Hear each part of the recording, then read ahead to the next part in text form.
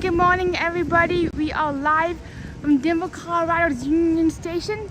Before we get back onto the choo-choo train, aka the Amtrak, we'll show you a little bit of downtown since we have a 30-minute break. But then after 30 minutes, we gotta get back onto the Amtrak, which gives us enough time to look around the outside before we go back into the station, back onto the train, and that's when I can really show you the front range. So how is everybody doing? And you know what's really ironic about this is I actually live in Denver, Colorado, but yet I took a plane all the way to Chicago, and now I am back in Denver. Hello Gizmo, it's so good to see you. And I realize that YouTube is being a little wacky right now, so if you're here, please be sure to chat because the view count is showing nothing. The view count says that there's 0 people watching when I see Gizmo chatting and at least one other person in the chat too. But YouTube's being a little weird. And also, if you're a moderator, please let me know so I can get your winch back if your winch magically disappeared. I'm glad to hear Gizmo. I am doing very good myself. Just enjoying the view of Union Station to start my day. We pulled into Colorado around 7:30 a.m. I was just finishing up breakfast. I ended up having a plate of I had the the breakfast quesadilla, which was scrambled eggs, cheese, potato, bacon, and green chili salsa. And yep, I love YouTube Gizmo. Some days be a little strange, especially when you're trying to sightsee and YouTube goes kaput.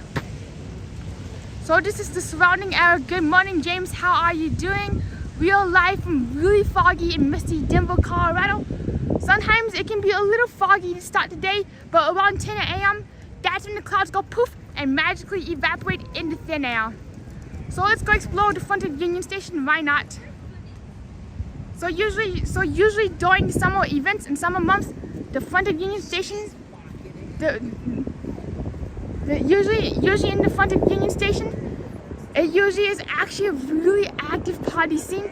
Oh hey, where there is a bunch of where there's an outdoor bar, an outdoor DJ, and by the middle of summer, this is popping. What's really nice about Denver is that this area is just 40 minutes from Red Rocks, 1 hour away from Breckenridge, and here's a ski gondola, aka the Magic Skyline, but in Denver. This is what happens when you derail the Magic Skyline in the Magic Kingdom, and then just put it on the ground, and that's how you can go skiing. That sounds so good, Gizmo, that you're having pancakes, maple sausage, eggs, and orange juice. That's my dream breakfast right there. Over here is over here is a seafood restaurant. Usually, and you know what's kind of ironic is that there's a bunch of seafood in Denver, and there is also an aquarium, which gets me laughing out loud. Yeah, given that this place is landlocked, and here is Olive and Finch. Olive and Finch does serve breakfast sandwiches and croissants. They are also very present in the Denver International Airport.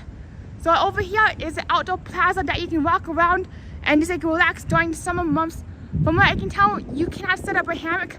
It would be really nice if you could, but at the moment I don't think so. Plus the trees are a tad too far apart, which is kind of hard to see on screen. But bam, look at that. Look how far apart these trees are.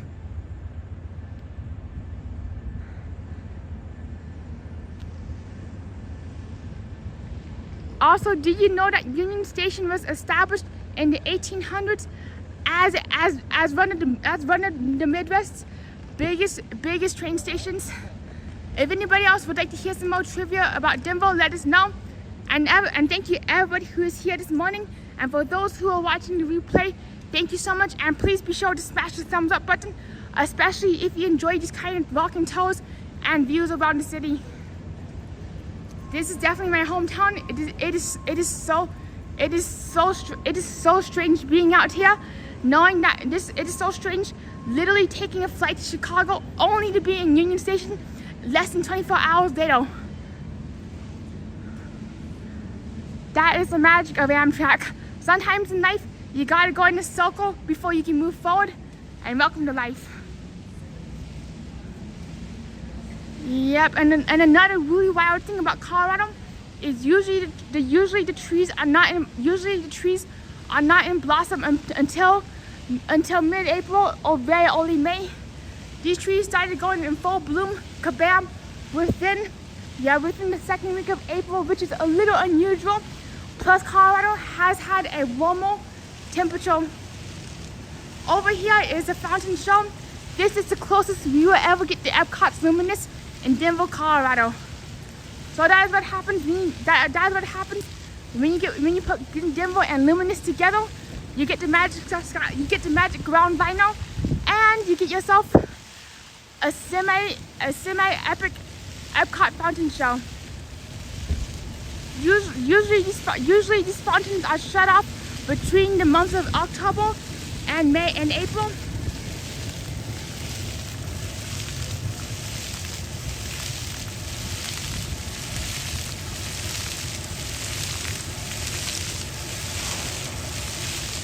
And over here we got ourselves the Skyline Soccer Pub, which is actually a really popular place to watch football if you're ever in town during Broncos season. And right now the Avalanches and the Denver Nuggets are in the playoffs. The Denver Nuggets are going to have a tough time with Cincinnati. And the Avalanches, I got my hopes out that the Avalanches can take home a second World Cup. And over here, before I forget, is a milk box ice cream spot.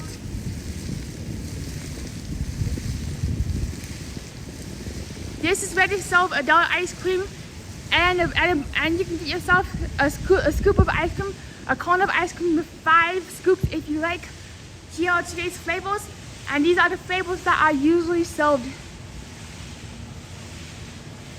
I know it's kind of hard to read because of glare, but we got ourselves some vanilla bean, chocolate, roasted strawberry. That's interesting to see, a roasted strawberry ice cream, a pistachio cherry, and caramelized bread pudding. What I've noticed about ice cream is that there's been this trend to have really intense and very, very different ice cream flavors.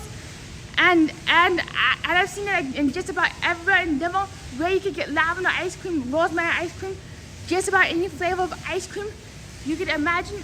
Over here is a seafood restaurant. It is a sushi bento restaurant. It used to be the Oceanic restaurant, where you could get yourself a bunch of fresh scallops and oysters. Best stuff ever, but it went kaput. But now it's all go K barbecue and sushi. I'm not sure when they're open, but I've never tried it before. It is something that I would love to try. So here's what the inside looks like from what I can show you, from what we can see. Not very much going on. Yep, unfortunately the glare is a little glare.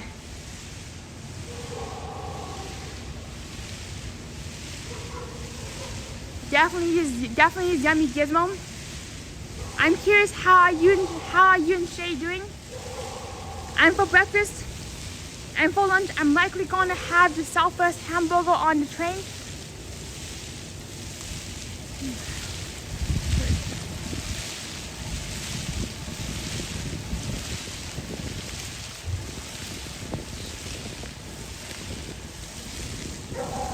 Alright, another thing is if you walk towards where the Electric Dream boutique food truck is, not boutique food truck, but a boutique retail truck is, there's actually a really good sushi and ramen place over there where you can get yourself bone broth and pork broth ramen.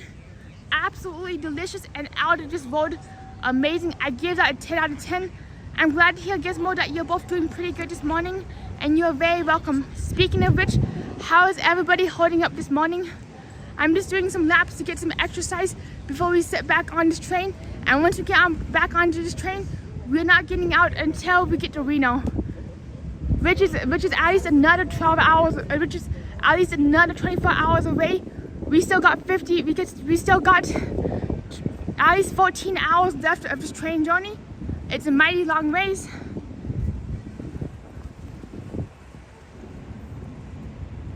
So know what? Since we have some time, let's go on down to IMA.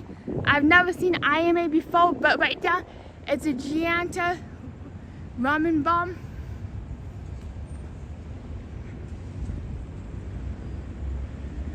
Alright, Gizmo's asking, did you sleep on the train?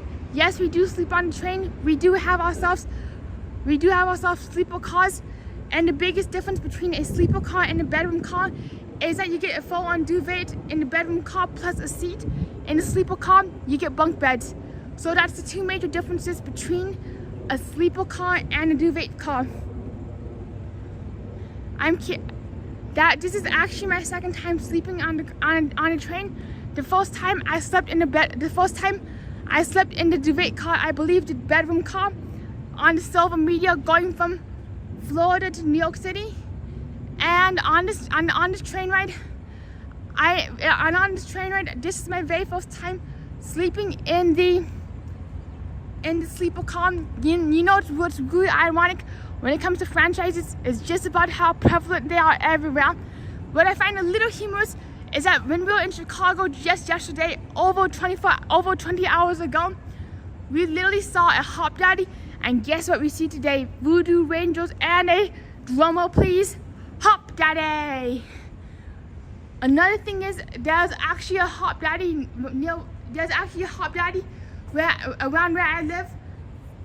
So basically, Hop Daddy does have a way of teleporting from Chicago, Denver, and to the moon and back. And what's really wild is when it comes to Hop Daddy, I believe they're known for their smash burgers and truffle fries. That's what I believe Hop Daddy is known for. And they are also known for the hard handcrafted sodas and ice cream floats. Their ice cream floats and sodas are $15 a glass, which can be a little bit of a steep price depending on where you're from and if you're from the city. So what I find interesting is some herbs. We got ourselves some mint, some rosemary, which I really love. I always thought this was sage, but this is rosemary, some more mint. And if I had smell-o-vision, you can actually smell the smell emitting from these plants.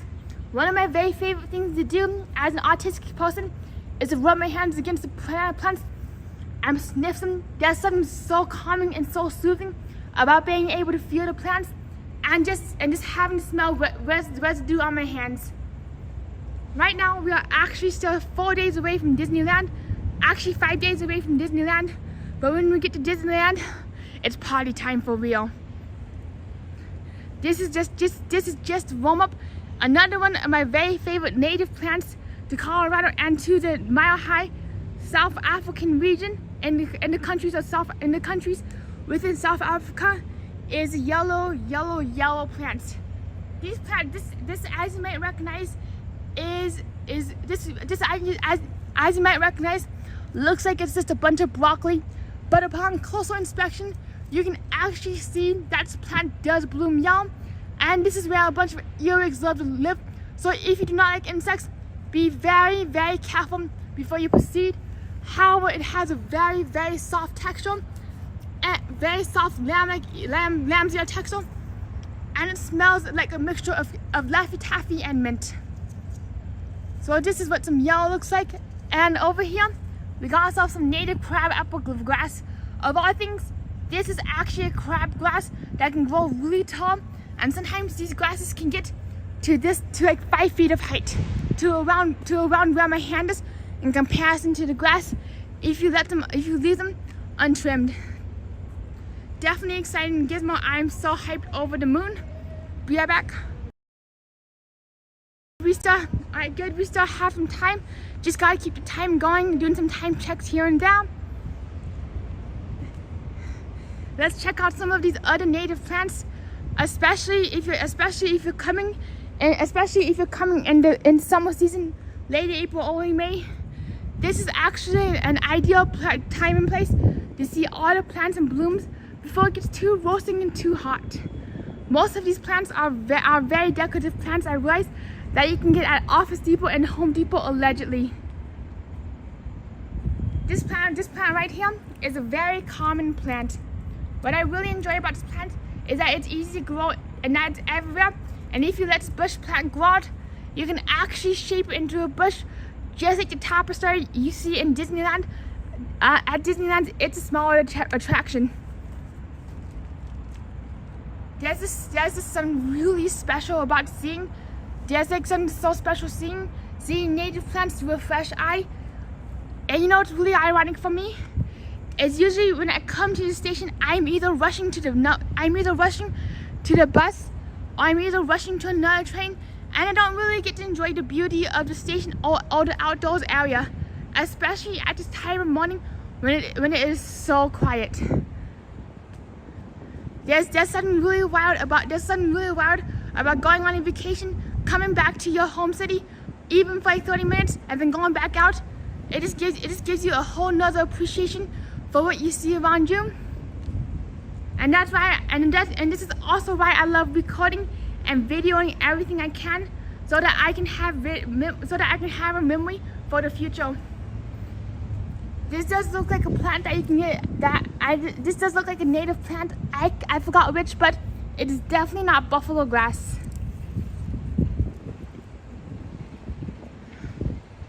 Usually during summer months, they do grow some pansies or poppies in these scenic areas. I've never had any luck growing any pansies or poppies. Usually, I grow a poppy and it goes kaput within a few hours. Or the plant eating cat goes munch, gone. It's gone. One of my family's cats, she loves to eat seedlings, and she just loves eating any plants.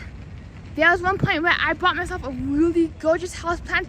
Next thing I know, I am unable to find the house plant, and then suddenly I realize it's in the cat's intestines, and I'm like, wow. So right here is an electric stream boutique food truck, fashion truck, where they actually sell a bunch of like vintage inspired clothing and apparel. They also have some shoes from what I can tell, same with some jewelry. Definitely worth checking out, especially if you have time around Union Station like I do. Unfortunately, they're not open quite yet, so we cannot take a look. But if you keep going down this direction and down to 16th Street, actually wait, as a correction, if you keep going straight ahead, you will see a sign that says 16th Street. He's here. And when you get to, right, and when you get, oh sorry, and when you get to 16th Street Avenue, you can take either right or left, and you're on 16th Street Mall. If you do take a right, from what I can tell, you will actually be able to run into Larimer Street, which will take you directly to the University of Denver, Colorado. It is a 20-minute walk from Union Station. If you had more time, we'd be going up and down 16th Street Mall, but as recommended by the conductor, they said stay by Union Station and stay by the platform. Alright, so we're going to head inside and go out to the platform just to be safe. This is what the inside of Union Station does look like. I'm very excited too, Gizmo. I'm curious, but what is everybody having for breakfast? I know I've asked this question a lot, but I always forget. This is what the station looks like from the inside.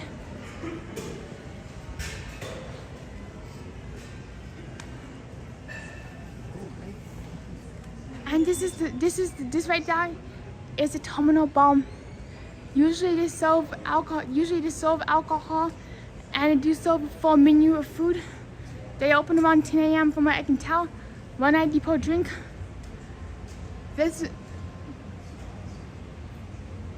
and right here, and right where you see the food bar, they used to sell tickets and night rattles. But in 2017, they literally ripped out the entire floor of the terminal and turned it into a seating area and eating in a miniature food court. So this is what Union Station does look like in the inside, and it's currently closed until 10 a.m. But I'll give you a little peek of I'll give you a little peek of the space, and if you look very carefully, you can see what kind of drinks they will be serving.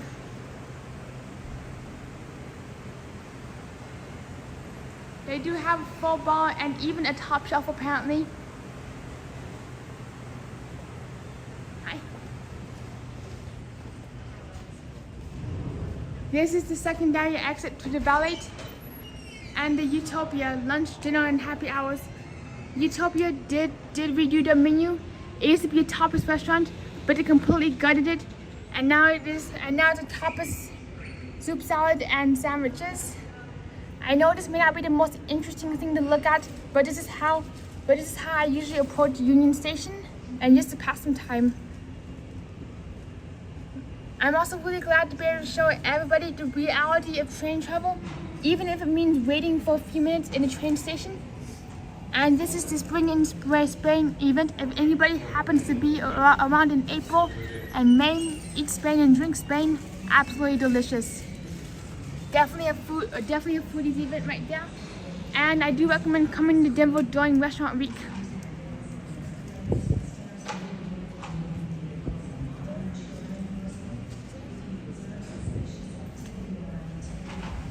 Please notify Amtrak police or personnel or call 1-800-331-0008 or text 27311.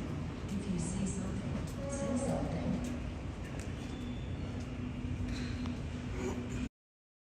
Alright, so if you're curious, I just had to be quiet during the announcement. This is where you can find titled cover books all over Finch and the merchandises. The good thing is, I forgot where I was going with this monorail thought. Over here is the Crawford Hotel. This used to be a boutique area, a boutique shop that sold origami crafts. They converted it into the hotel's lobby.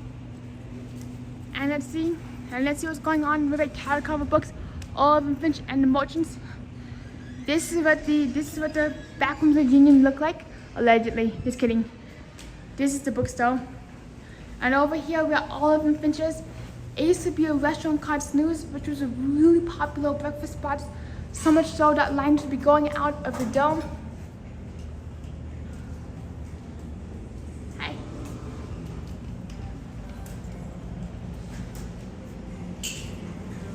And let's see what's all the way back to the back. Let's see what's all the way back to the back side of Union Station, beyond the deepest, darkest corners of the imagination. Just kidding. That's a coffee shop. Not to try that zone. So here's mercantile that does sell soups, sandwiches, and it gives one gadgets. Anything you would like, they do sell. This is the hours right there: 11 a.m. to 2 p.m. Happy hour 2 to 5 p.m. Dinner service 5 to 9 p.m. Closed on Sundays. And if you're curious, here's a little close-up of the menu. I have gotten the off carrots, absolutely delicious. Same with the ahi tuna. It's very rare for me to get that, but it's so good when I can. Never tried the happy hour, and I've also never tried the lunch prefix. That's something I gotta try when I come back here at some point in the future. Of all things, it does actually have a 1-star. I just realized that this is a 1-star Michelin restaurant. If you zoom in here, you can see that they have a 1-star. And thank you so much to the Disney Streamer Network for coming on in. Good morning, Disney friends. Happy Sunday. Woo! Make sure you hit the like and button for your favorite streamer right here. Oh, thank you so much. Thank you so much for being here. That means a lot. Alright, you can go first. Alright, so right here is a 1-star Michelin restaurant. I had no clue that we had a Michelin restaurant right here. I thought this was a sandwich shack, but bam. Looks like they upgraded to a 1-star. And all things, I never knew that there was an actual Michelin star restaurant in Denver. I thought they were all in Bordeaux, but we definitely gotta give it a try someday. They must convert it from a sandwich shop to a Michelin star restaurant. That's the magic of the Mile High City. It gets really magical out here. Hi. Hi. Hi. And as you've seen, that's where the restrooms are. This is all of Finch's menu. I do love showing off the menus since I am honestly a foodie. Here's some cafe favorites and milk latte. I do enjoy anything with espresso and steamed milk with brown sugar too. Best stuff on the planet besides the Hollywood Tower Hotel. We got ourselves the breakfast menu, and if I was to get something right now, I would get the quinoa loin. Since scrambled eggs do not sit well with my stomach first thing in the morning, that was really unfortunate with the Amtrak breakfast. is everything had eggs in it, so I had to pack up my plate and eat it later, which made me really, really sad. So I'm going to have brunch instead. I would love to try the quinoa salad, and I'll definitely try the dan dan noodles if I'm here again someday. And for AM, I just starting with like hash browns, but without the eggs. That's Olive and Finch and Tattered Cover Books is a really well-known bookstore in Denver. This is the third branch in Denver, Colorado. And do you know that the original Tattered Cover branch was actually founded inside of an old theater where you could see the stage and the performance area. And also above the original Tattered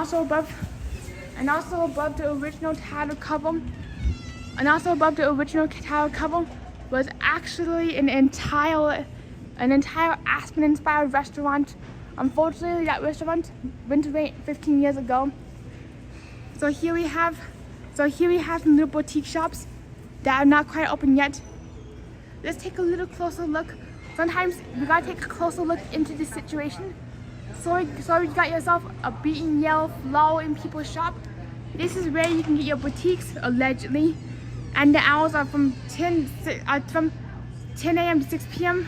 They're closed on Mondays, but it's an absolutely gorgeous place, and it's very relaxing to watch people make flowers where you're sitting on this bench right here.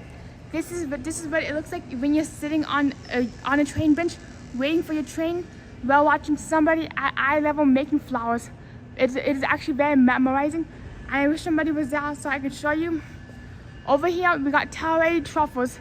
This used to be an ice cream marshmallow shop, and I really miss being able to come here, get a bunch of chocolate drizzled on a hot ice cream with a waffle. So here's the chocolate they do sell, the Telluride chocolate. This is the hours 11:30 to 7:30 a.m. And yep, they do serve high-end truffle, from what I can tell from the city of Telluride. Not quite sure. That's when I wish these places were open so we could get more information. I'll be right back. One moment.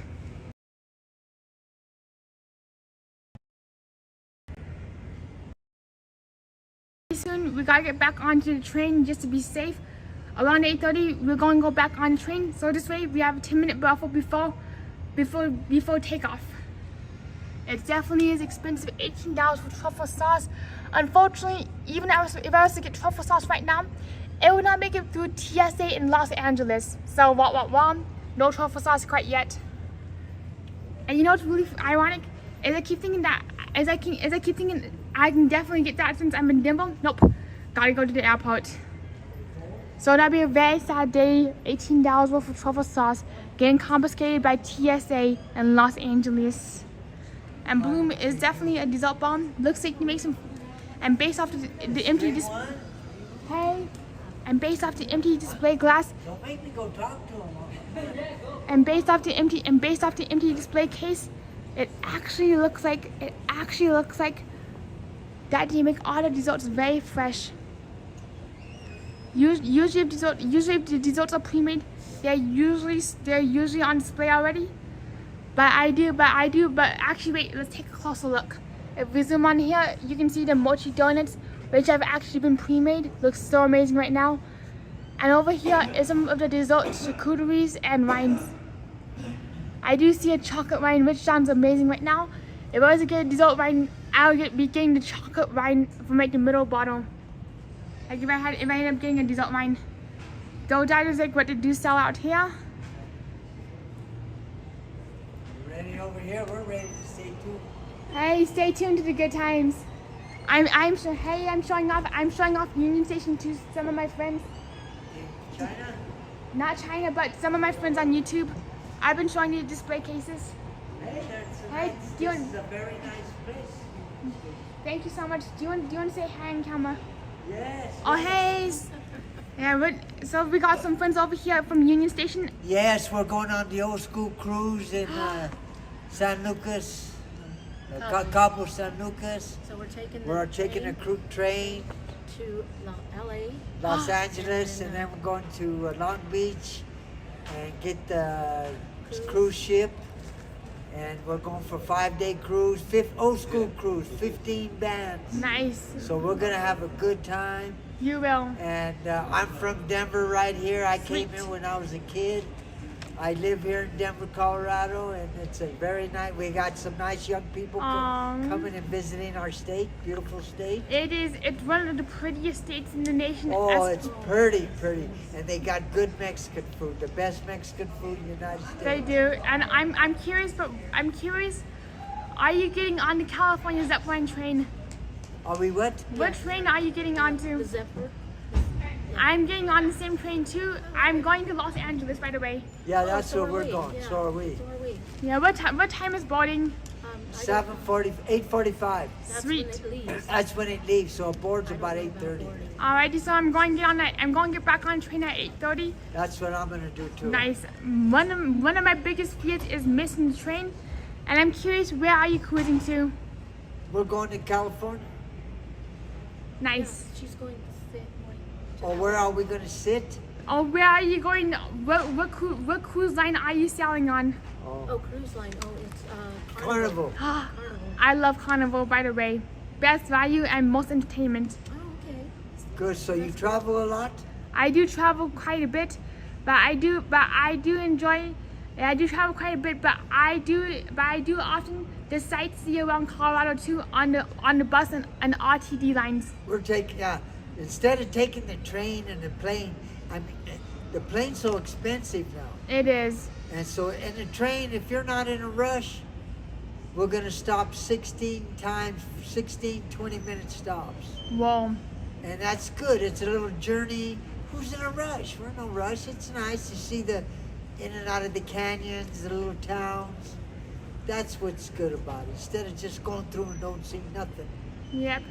it's better to have a good time and take your time. I agree, and also when it comes to taking the train, I'd rather just be able to enjoy myself, just be able to see Glenwood Springs and every single part of Colorado that I've never seen, since I'm usually in a rush in the sky. Yeah, it goes. yeah. You by yourself? You come by yourself? I actually have a friend in the choo-choo train. My friend decided to sleep in. Okay. Well, that's good. That's good. You can sleep later on when you wake up. Yep. I'm gonna sleep on the way for the ride because 42 hours is a long time. But it's not sitting down all the time. Good. You can get up and run down the aisle if you want. I didn't know that we still had 42 hours. 42 hours to take, and we got 16 stops. Wow. 16 20-minute stops. I actually thought that we only had 14 hours left. No, you thought wrong. Oh my gosh. We're just starting. It's 42 hours, not 14. Whoa. Yeah. I can talk to the driver to see if he wants to drive faster if you want. I'm good, but thank you for asking. I definitely want to take the train right at its pace. And for me personally, when I went to Glenwood Springs back in 2009, Well, Glenwood Springs is very nice. I love seeing the canyon and cave of the winds. Oh, yeah.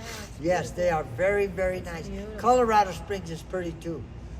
I have The whole state is nice. The whole state of Colorado is nice. In the summer when you come, that's why they call it colorful Colorado, because the trees, they're so beautiful. especially in the fall when the aspens are toned. Yes, They the change aspen and color, fall, but yes. in the summer and spring, when they're coming out, they're beautiful.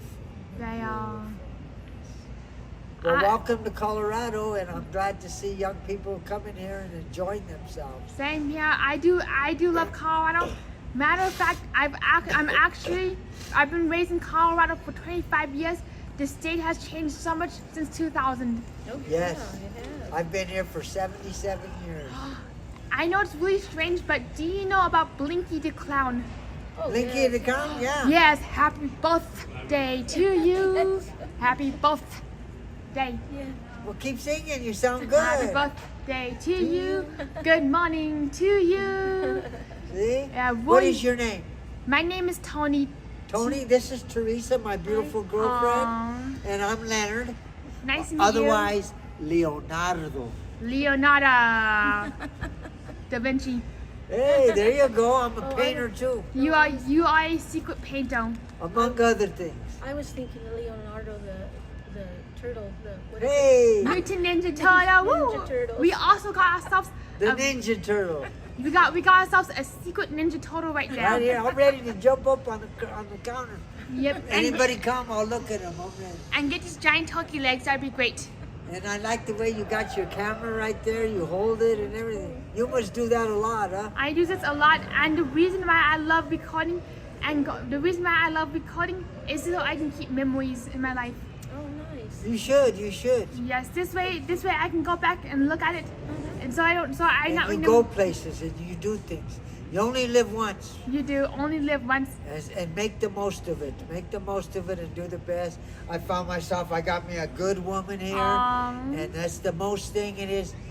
Find yourself somebody that's special, that could be good. And be happy. Try to be happy. You can't be happy all the time. But try to be happy and be good and do things. Definitely, and I know Too many people don't do nothing. And I find that even when I have nothing to do, I just go outside and just refresh. Okay, yeah. Another You're thinking right. Yes. Another thing is, I know it's really random, but have you ever been on the Blinky show before? No. Aw. And for one other thing, and I know this is random too. Do you got an extra $20? I don't, unfortunately. All I have is thin air. Here is, but I do have an extra invisible $200,000 bill. Oh, nice. It's invisible. I got $2 bills. I don't Nice. have $2,000 bills. You got $2 bills? You ever get $2 bills? Very rarely. Last time I saw a $2,000 bill was when I was 5 years old. Here, at give the me a bank. $2 bill. I'm going to give you one right now.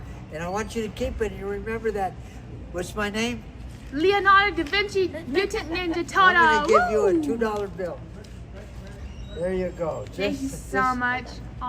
Just for you, because I know you'll keep it. I'm going to frame it. Yes. Thank you so much. How you like that? I love it. Thank you so much. So we got ourselves a $2 bill. This is the rarest. From who? Leonardo da Vinci and Teenage Mutant Ninja Turtle.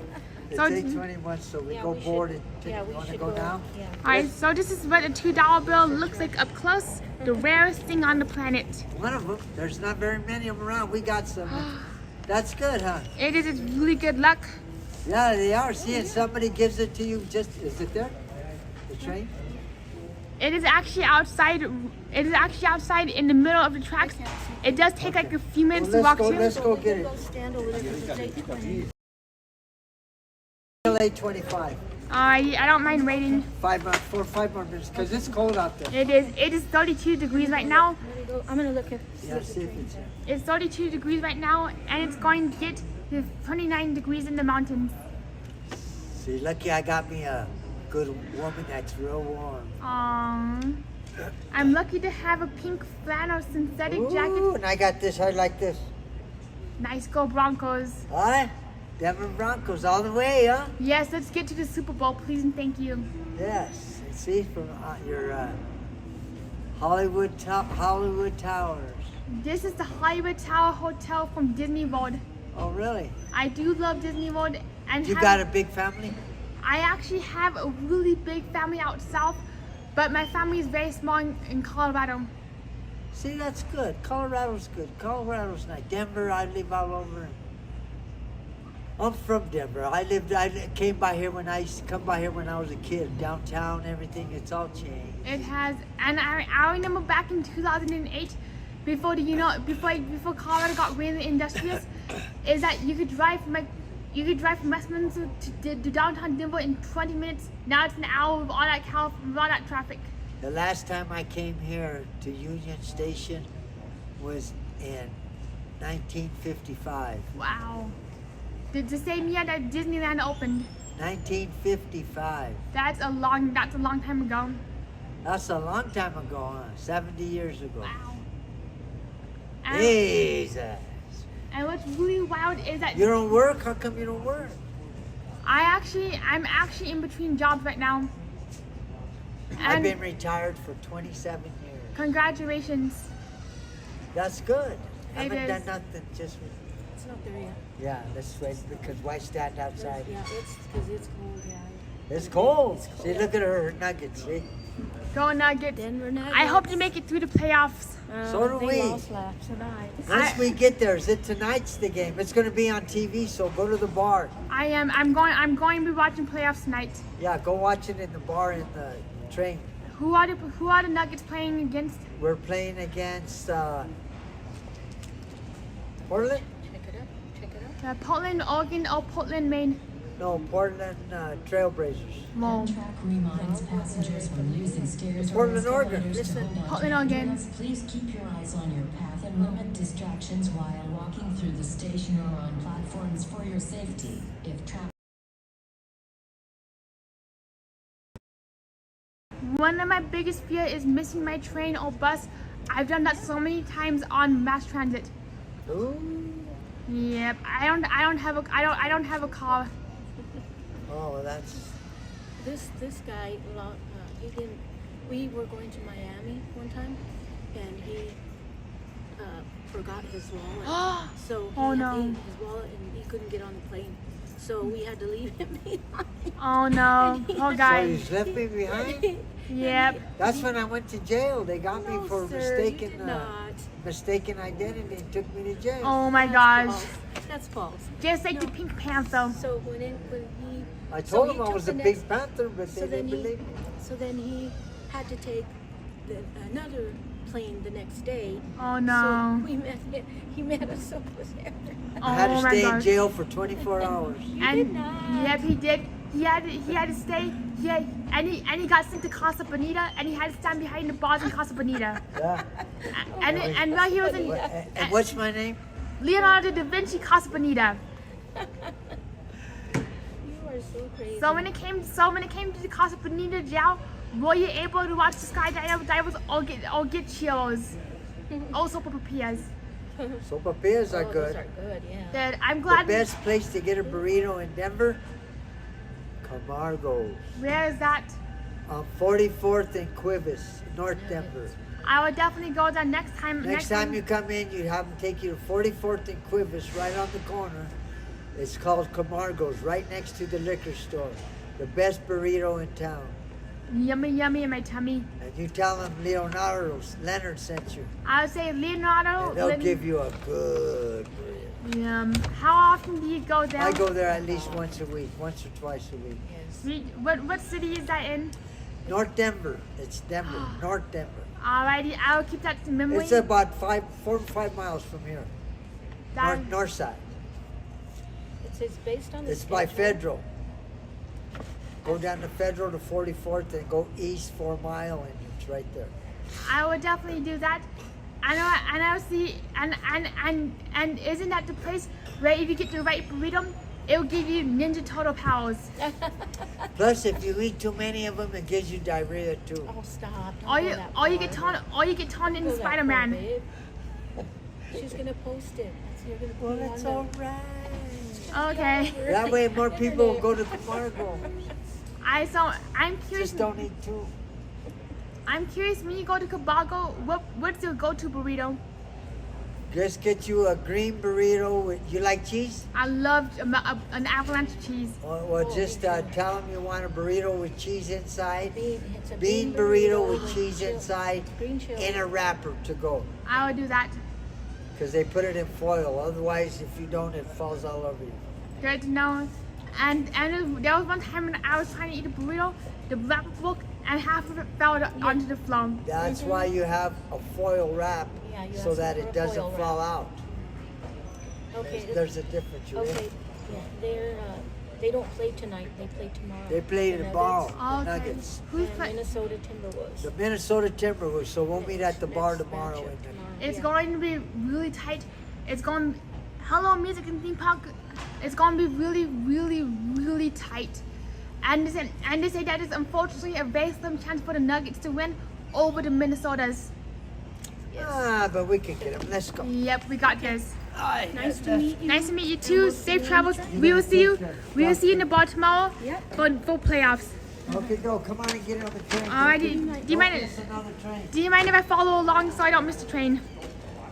Huh? Do you mind if I follow? Do you mind if I follow you? Whose jacket is that? Not it. That's not ours. It's Casper the Ghost jacket. Hey Casper the Ghost, good to see you. Hello Music and Theme Park Road. Here, open the door for me.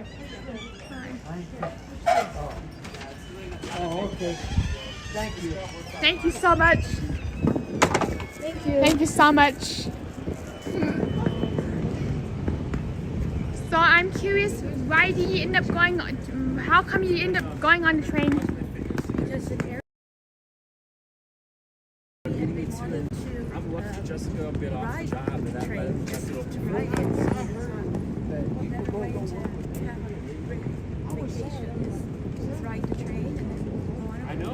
I couldn't agree more. Planes, trains, and cruises. I can't fit off. And what I really like about the train is that I can just relax, and I just love that I have more room than being in Frontier, to be honest. Okay. So have you ridden on a train before? I've ridden on the Silver Meteor from Florida to New York City. This is my longest train ride ever. Yeah, I've never been on it. Do you need any help? Yes, carry this. I can Carry this. I can carry the popcorn. Alright, got it. Let's go. Alright, this is track 4. Honey, give me that one. Don't carry that. Give me that. Alright, the train is actually on track 4. Give me this stuff. You don't need to carry it. Where's my paper bag? It's right Oh, in my hand. okay. I was gonna put that. Okay, well, let me hold it till we get up here. You just carry that. I got this. Alright, the train is on track 4, which is kind of a little bit ways away. It says track 2 on the billboard over there. Okay. Actually, track 2 is the inline for like the North Line to Dalton. We're going to number 4. Yeah, Thought he said it number 4. Not John said it before. Well, that's take him on plane now. Gee, can't do that. Alright, Do that if so we're gonna do that. Well, I'm not saying boss. He said that. I got it. alrighty, it is actually on track 4 right there. Let me see. I do see the train. It is actually. Alright, so it does look like that the train is actually on track 4 right there. The sign inside did say track 4. Actually, wait, the train is actually on track 4. When I was looking inside, I saw a billboard. Go this way. Bring that back. Get up back. Alrighty, I can do that. And actually, we can ask the conductor right up there. We can actually ask the conductor right up there. Alright, so right here is a Union Station platform, and this is what it looks like on the outside of Union Station. The A line does go to the airport. That track 2 is actually the in line, and it will take us to Dalton. Track 4 would actually take us to California. Alright, so here it is. Here goes the in line. The A line, the miniature monorail. Yes, it's track 4. Lucky number 4. We gotta go on the other side. There it is. Alright, so we can go over here. There, we need our bags. Alrighty, We gotta go this way. It's track 4. Alrighty, thank you so much. It's not 2. It's 4. Alrighty, track 4 is right there, I Yeah, think. that's where it is right now. Alrighty, sounds good. It was nice to meet you, and see you at the ball car. See you at the playoffs. Alright, so right now, looks like this is track 4, and we're going to go into the sleeper car.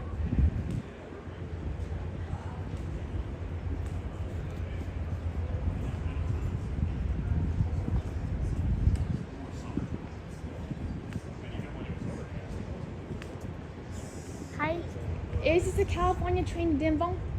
Yes. I do have my ticket. Would you like to see it? Yes, please. Alright, be right back.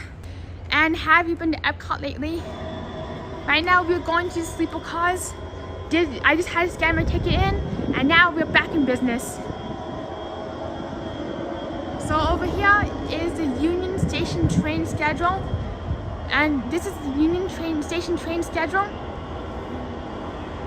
What's really wild is that Union Station does have 8 tracks. So there's 8 trains that go in and out of this station. Usually a train takes off every you at least every 5 minutes. And behind this train is where the Whole Foods restaurant is, along with an entirety, along with not a whole.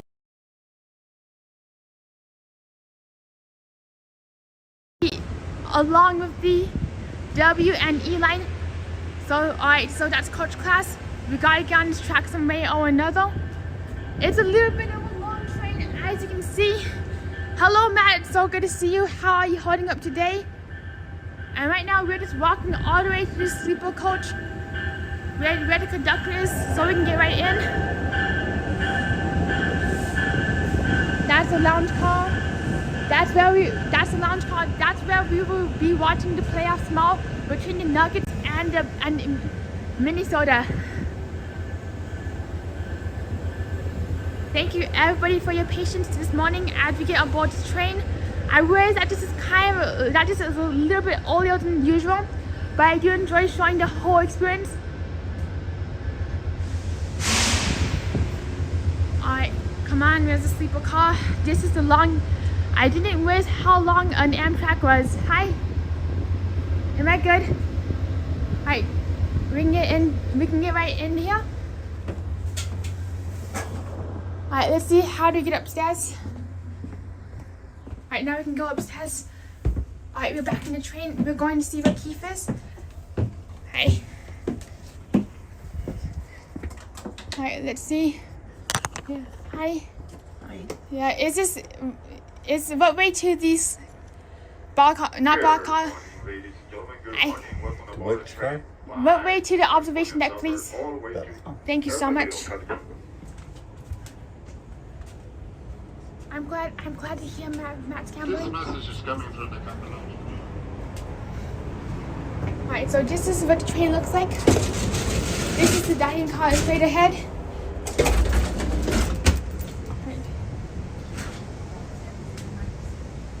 Alright, straight ahead is the dining car.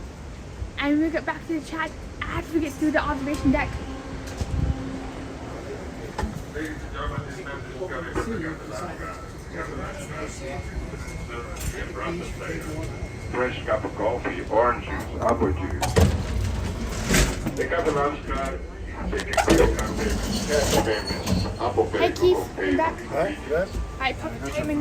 Also, ladies and gentlemen, we do have some tables at the lounge car, which is the lower level of the observation car. I'm really sorry to hear Matt. Only for food and beverage purchasing from the company lounge car.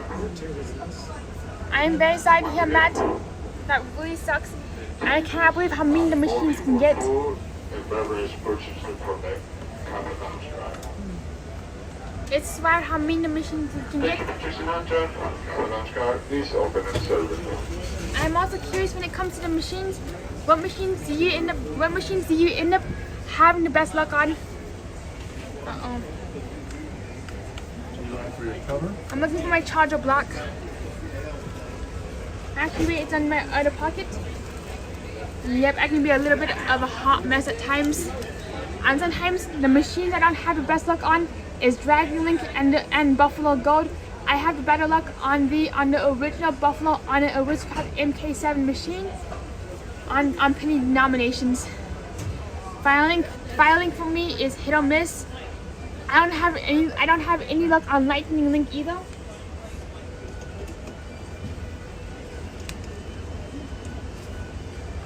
I unfortunately have very little luck on Lightning Link, but I have the best luck on Dragon Link Golden Century at 50 cent denomination. At 50 cent spins, 1 penny denomination. I'm curious, is this a good site to be on for the mountains? No, you're going to want to be on the other side. Okay, what about leaving Denver? Leaving Denver, this is the side if you want. Alright, I say on the side. We do have a 2-hour limit in here. Once 2 hours are up, we do have to jump to another car. Yep, I don't have any luck on Huff and Puff, especially the newer Huff and Puffs or even the original Huff and Puffs. When it comes to the original Huff and Puff, I can't get 6 hard hats for anything. And I'm like, wow. Hello Blake, it's so good to see you. I hope you're having a good day. We're taking off in 10 minutes from Union Station all the way up to the mountains. We'll be here for as long as possible. And for those who are just coming on in, if you watch the replay, the first hour, that is where I show off Union Station and talk to some people about the train trips. That's how it's been this morning. I did have some eggs for breakfast, and right now we're not using the rail pass. We do have sleeper car tickets. I'm with my friend Keith. And how are you holding up? We were just talking about what machines give us good luck. What slot machines do. Yep. And also Matt, I cannot get anything on half and even more puff. I tried getting the double wheel feature, nada, it went kaput. So that is why 40, we leave any minute. that is why I really enjoy playing. That's why I really enjoy playing all the old school aristocrats. Everyone wants to be in this lounge as we go up in mountains. We're curious if they actually enforce that 2-hour limit once we leave the station. Oof, that's. Thank you so much, Matt. That means a lot. Thank you so much. And this is what an RTD monorail looks like. Regional Transportation District. That's the kind of train I ride in just about every day. Just downtown. Yeah, it goes to downtown Westminster, Lakewood, Wheat Ridge, Old Town Alberta, and the airport. Nice. So I'm wondering does anybody have any Saturday plans? And I kind of realize that some parts of the journey might be a little bit boring. That is the nature of rail travel, a lot of hurry up and waiting. And for those who are wondering if they ever want to do a rail trip, that's why I showcase the entire experience or as much as I can, just so everybody can have a really good view of the reality versus just a highlight reel. That's why I show everything. And that's why I also go live too, so it's unedited footage.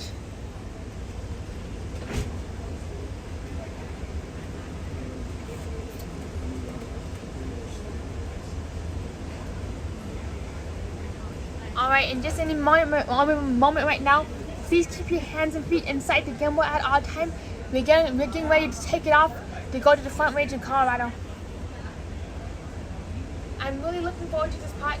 Yes, the most scenic part of this whole journey I'm is just the start today. really hoping that it's not going to be any clouds and that the clouds start lifting up any minute as we get closer. Hopefully. Yeah, it's kind of frustrating to be honest, just to see a bunch of clouds. And what's kind of frustrating is that some days it's crystal clear blue skies in the morning. Yep. That kind of gets me a little frustrated to be honest. It's the nature of Colorado for you. Hit or miss. Some days you win, other days you lose. Welcome to Colorado. Oh, sunny-ish Colorado.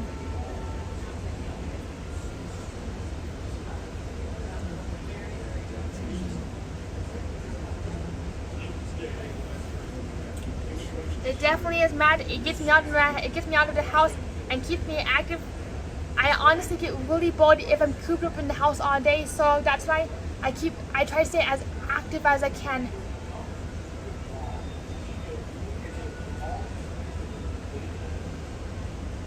9:43 in 5 minutes. We are off. 8:43 should be fully soon. Yeah, we should be. Hi ho, hi ho. Off to play we go.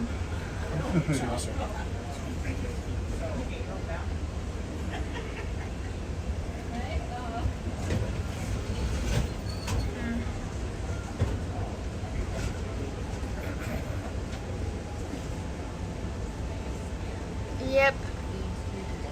And yep, I guess I've definitely enjoyed staying active.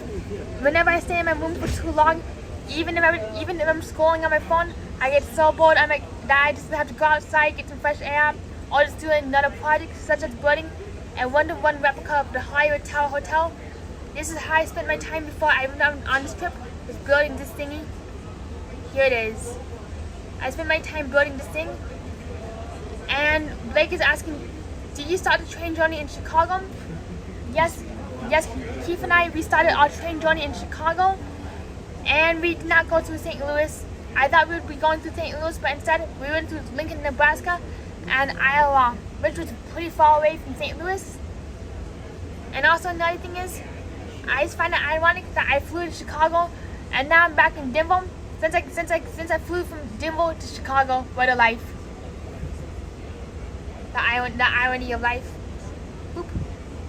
Let me zoom on out, just for better viewing. And here we go. I just felt the motor go choo-choo. I'm curious, Blake, have you ever been to St. Louis? I've actually driven through St. Louis once when I was going to Tennessee for like a festival, and I ended up seeing St. Louis Arch from a distance. I couldn't believe my eyes when I actually saw the arch. It was way larger and taller than I thought it would be.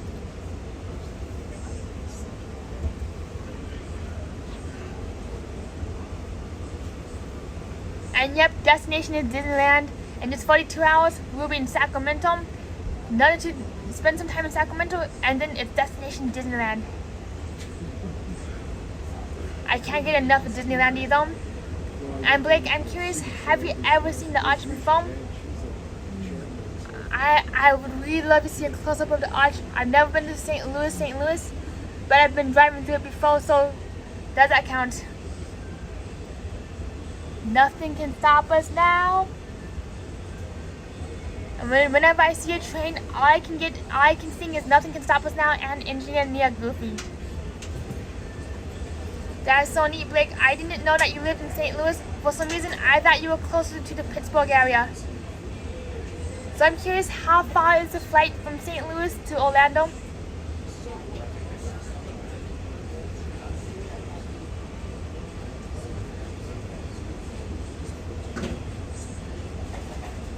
Yep, go get the Energizer Goofy. And yep, let's go get Goofy. Good morning, ladies and gentlemen. Good morning. Welcome for the California Zephyr train number 5. Folks, currently just waiting on a signal here to depart Denver. As soon as we get that signal, we'll be underway. Headed up towards the Rocky Mountains. Conductor Brandon here, joined by Conductor Dave as we take you west towards Grand Junction, where we'll hand you off to another group. Just joining you here in Denver, folks. If you just boarded here in Denver, you were given a seat assignment in the coaches. Please make sure you do head to that seat. Place that tag above your seat before going anywhere else on board the train. Again, please make sure your seat tag is above your assigned seat before heading anywhere else on the train. And here we go. We just gave Engineer Goofy some Energizer drinks and a whole cup of latte, and kabam, off to the races we go. Because Engineer Goofy be like, nothing can stop us now. Let's just get going. I actually did not do a seat texting. Since I got on in Chicago, and I do have a sleeper com. Thank you so much for asking, Blake. That means a lot, just to make sure that things are good for everybody. Yep, nothing can stop us now except for a hurricane, a hot dog, a balloon, a Ferris wheel, all going underwater, depending on how the attraction goes. Thank you so much, Matt. That means a lot. When we do get monetized, we're going to be celebrating big time. We're going to be celebrating like it's Y2K. If I was to get monetization, I would need at least another 2,000 watch. I would need at least another 2,000 watch hours. Oh, look, that's the people mover right there. We need another 2,000 watch hours and another 50 subscribers before we can even apply. Right now, I'm at like 100 watch hours. Wow. Hello, Nary. It's so good to see you.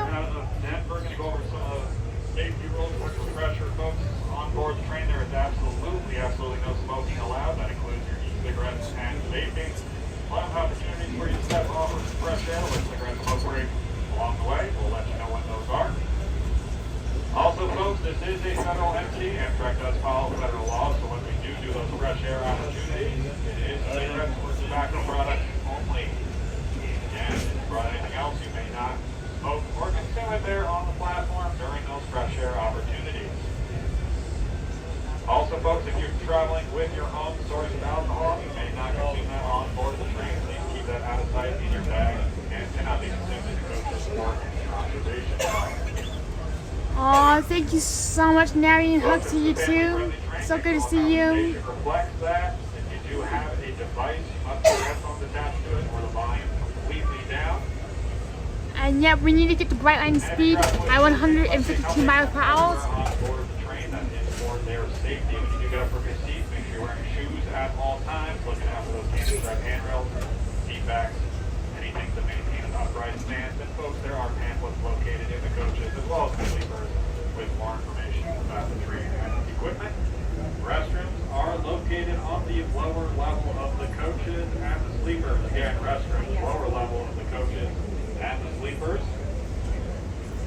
bay car is located toward the center of the train on the lower level of the observation car. Please listen up for any opening and closing announcements as far as that's concerned. Alright folks, once again, welcome aboard the California Zephyr. And right now we just passed the Rockies baseball station, Rockies Pace Baseball Stadium. I'm not sure when baseball season is, but when baseball season is in, that stadium is packed bumper to bumper, and it takes 20 minutes to get. It takes 2 hours to get out of downtown, and in the downtown, especially when roads are closed and there's a lot of traffic bottlenecks. Over here is the industrial train lines, where they actually do transport coal, timber, or just about any manufacturing good coming in and out of Colorado, which includes stuff from the Amazon warehouse located a few miles out. It's so good to see you, Nary, and thank you so much for being here. Hugs to you too. So good to see you. Woo! And that's right, Nary. Always make sure to hydrate. Even if you don't feel thirsty, always make sure to be drinking that glass of water. And in Colorado, it's recommended to drink 9 full glasses of water or fluids. And same here, Blake. I don't really know much about locomotives too, except for the fact that it's a train, it goes on a track, and it has doors. That's all I know about locomotives.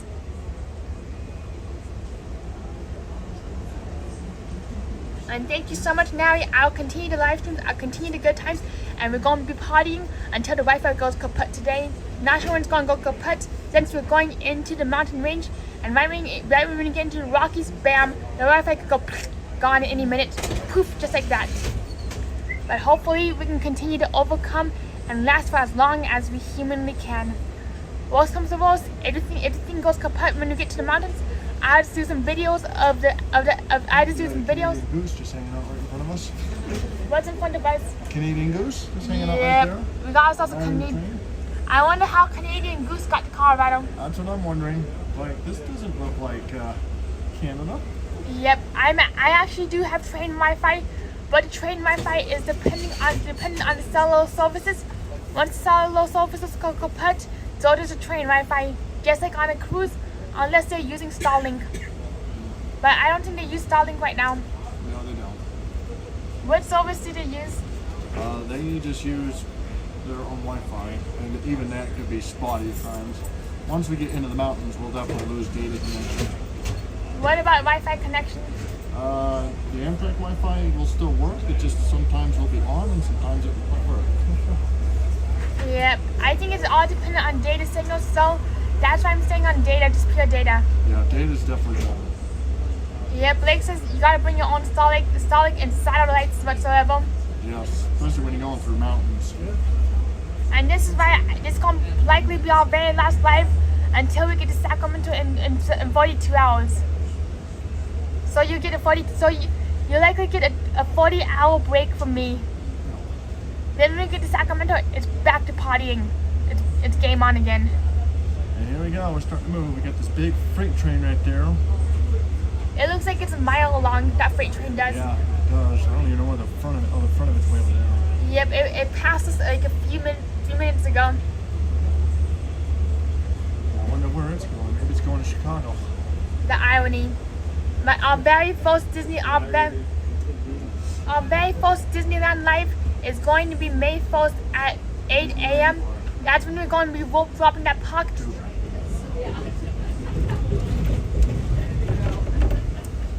Oh, it's good that that train's waiting for us because these tracks merge into one. That looks like it's a mile long. Yeah, so that's really nice of the gentleman to let us pass. I am curious, are you able to hear Keith? 531, go up. Climbing up. That's so awesome, Blake. Then after Disneyland, we have Disney World. That's the next set of lives. And our usual Sunday live, we do artwork on Sundays after Disneyland. To break. That's good news. It is mountain time. Very good news. I do apologize. I have a loud voice.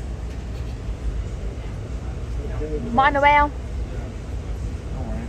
I do love narrating and documenting everything. Especially as we swing around Denver and head west into the Colorado Rockies and the Continental Divide. We'll be going through the longest tunnel in lower 48, the Moffett Tunnel, 10 miles. Well, I thought it was the Eisenhower Tunnel. Nope, it was the Moffett Tunnel. highest tunnel too, at 9,300 feet in elevation. And for the Moffat Tunnel, is it only for trains? Only for trains. Wow. Yes. This is gonna be my new tunnel record. Thank you so much, Matt. I'm so hyped for Disneyland The too. conductor will tell us a little bit about the Moffat Tunnel and how it was made and how long it took for them to make it out. I've never been to the Moffat Tunnel before. Longest tunnel I've been into was Eisenhower, and that is 1 mile. That's a 1 mile tunnel between Lake Dillon and Breckenridge, Colorado. And when we go to Glenwood Springs, we go through at least 60 tunnels. So the Wi-Fi is going to be wah wah wah.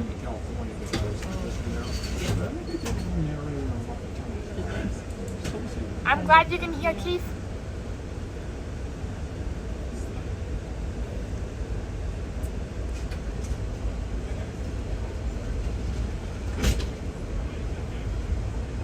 Because they had to switch the track, so we ended up going west, not east. Yep. If we keep going east, we'll be in Disney World in no time. Yeah, we did that in Chicago. Like, did we just start here? Yep. I'm okay. Did we start in Chicago? I bought a plane ticket to for nothing. Oh, thank you so much, Nary. That means a lot. I'll keep doing what I'm doing and having a good time. There's downtown Denver there in the background. Yep, we did hit a track switch, and here's the downtown Denver, the metropolitan area. Goodbye, Denver. It was good seeing you for 35 minutes today. Bye. Yeah. Next stop, I believe it's Breckenridge. That is where I go skiing when I was a kid. Yeah. And for Breckenridge, I used to always complain about why it was such a long drive to Breckenridge. I'd be like, Mom, are we there yet? Mom, why is the map taking forever? Mom, where's the map? I'm bored. Mom, I'm bored. Mom. Then I fall asleep in my complaining. And yep, we got that track switch going. As you can see down there, them tracks be merging. Yep. Those are the tracks we were on. Those go to Chicago, and we're going to be going around the other way. It's really wild to think that we were just on like the Chicago tracks before we switched. And it'll be interesting to see when we pass the eastbound Zephyr. That'll be going from Emeryville to Chicago. Well, it looked right at this one, it showed me the track now. We're still discovering about it. Yeah. So we probably would pass them probably sometime maybe in eastern Utah.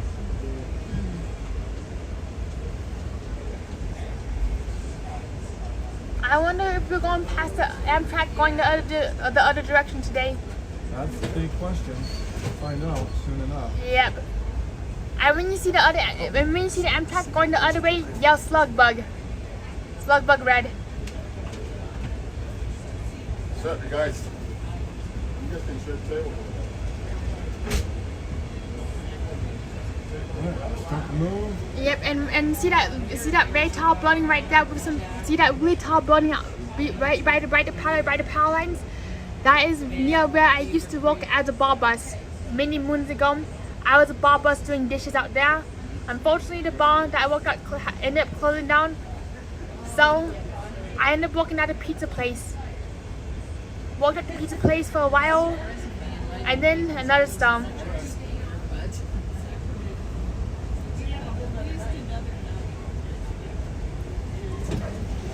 And this is the 38th from Blake Station, which is the first station out if you're taking the A line to the Denver airport. One of my favorite places to go to is the 38th Club. The 38th Club where it's a meet and greet for people who are new to Denver and Denver locals. It's not necessarily a drinking event, but it's just a more social hangout where they have DJs, an outdoor patio, and pickleball, and of course cornhole too. Thank you so much, Blake. If you have not already, be sure to subscribe to Tony O'Towel for even more good luck and good fortune, and many more adventures just like this one. I know this is kind of boring. This is kind of the black part of the journey, but when we get to the front range, that's when things get a little bit better, allegedly, in my opinion. Yeah, we're traveling north right now. Where are we headed to? We're going to go north for a couple miles, then we're going to start to go west. And we we should reach the mountains in less than an hour. Sweet.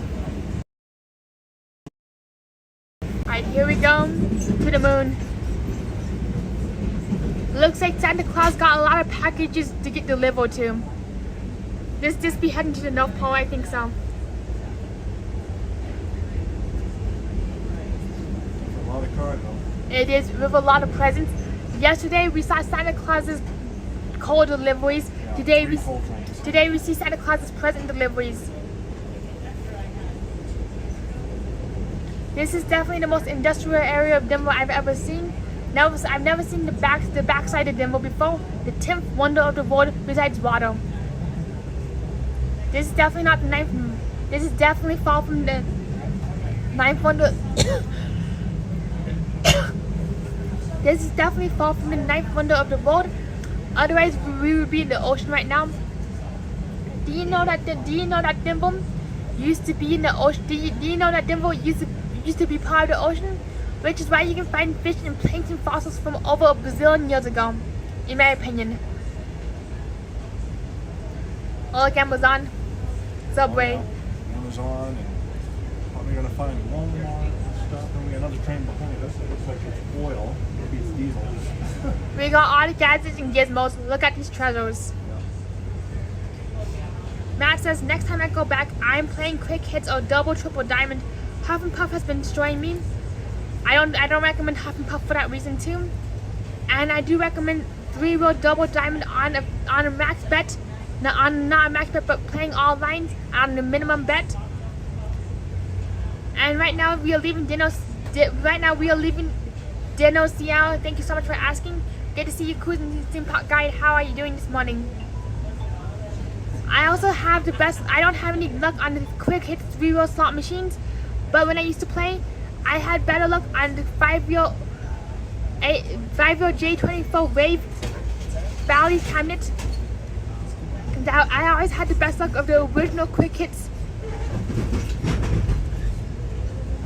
And for me personally, quick hits and ultimate fire link are really hit or miss, especially on the Valley Alpha Wave cabinet.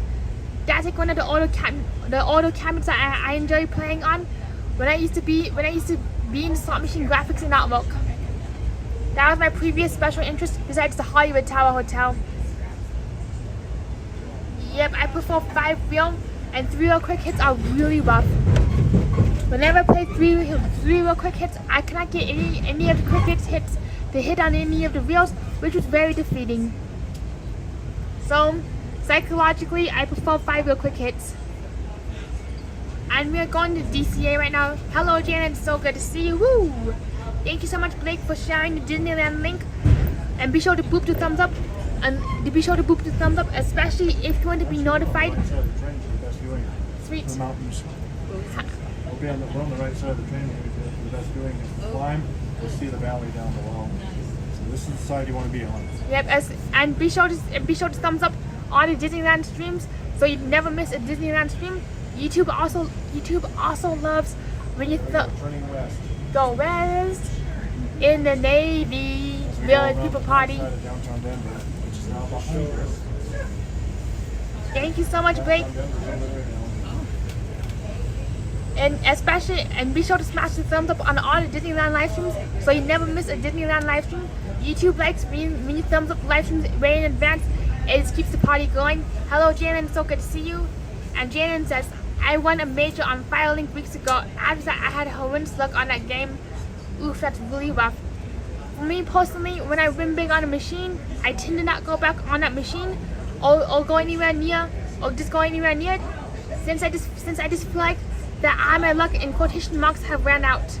I know it's just a superstition, but I've never won a major jackpot before. Most I've ever won was a mini on Dancing Drums. Going to pick bonus. Great to see you too, Jalen. And you're very welcome, Matt. Thank you so much, Blake, for all the links, just to keep the party going. Before I loved the Hollywood Tower Hotel, I really loved slot machine graphics and design. I was not much of a gambler, but I just loved seeing how the wheels spun and how the mechanics actually worked. So I would study interior. So I would love to study and take apart my slot machine that I used to have Unfortunately, my slot machines got destroyed in storage, and they all got dry rotted. So I don't have any more slot machines anymore these days.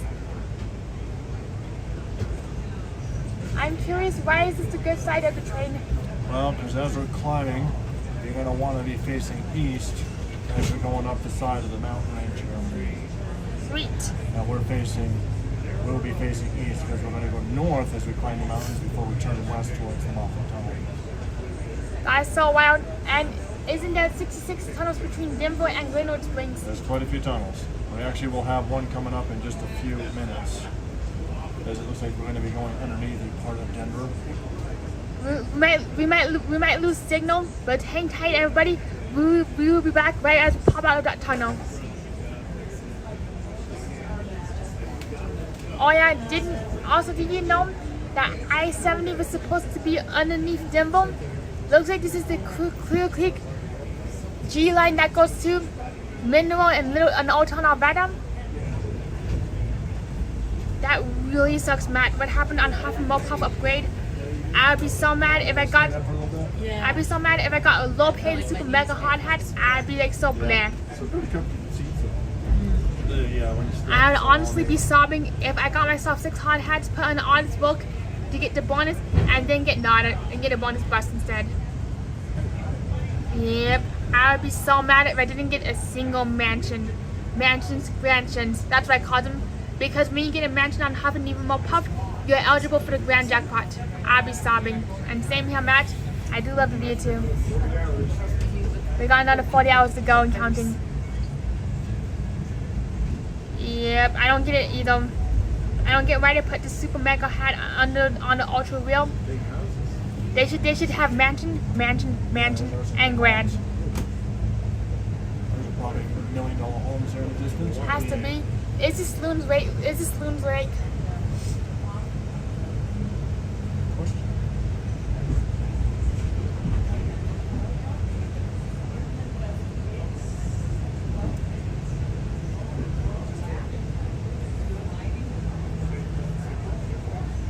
It's the Jim Baker Reservoir. That's what we're passing by. Jim Baker Reservoir. I've never seen the Jim Baker Reservoir before.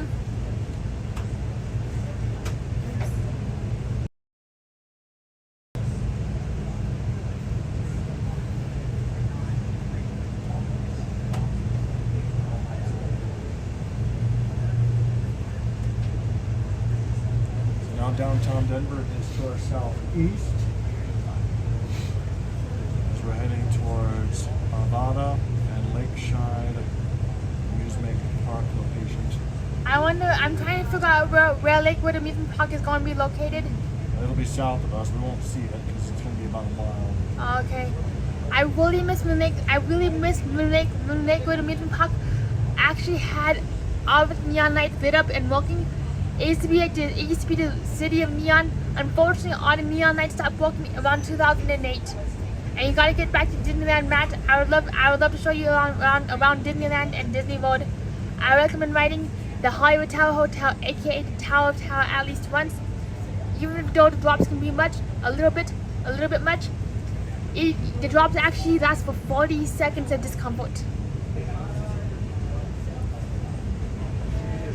Yep, this is the Wolf Trail station, and right now we should be passing through Old Town Alberta. Just in a few minutes.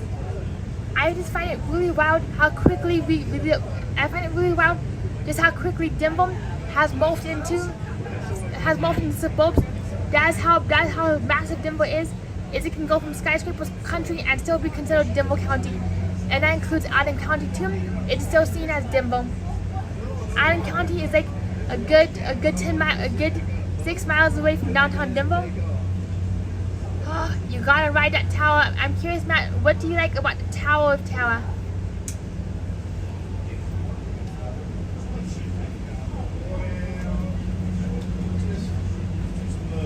I definitely drank very highly caffeinated tea this morning, which is why I just can't stop talking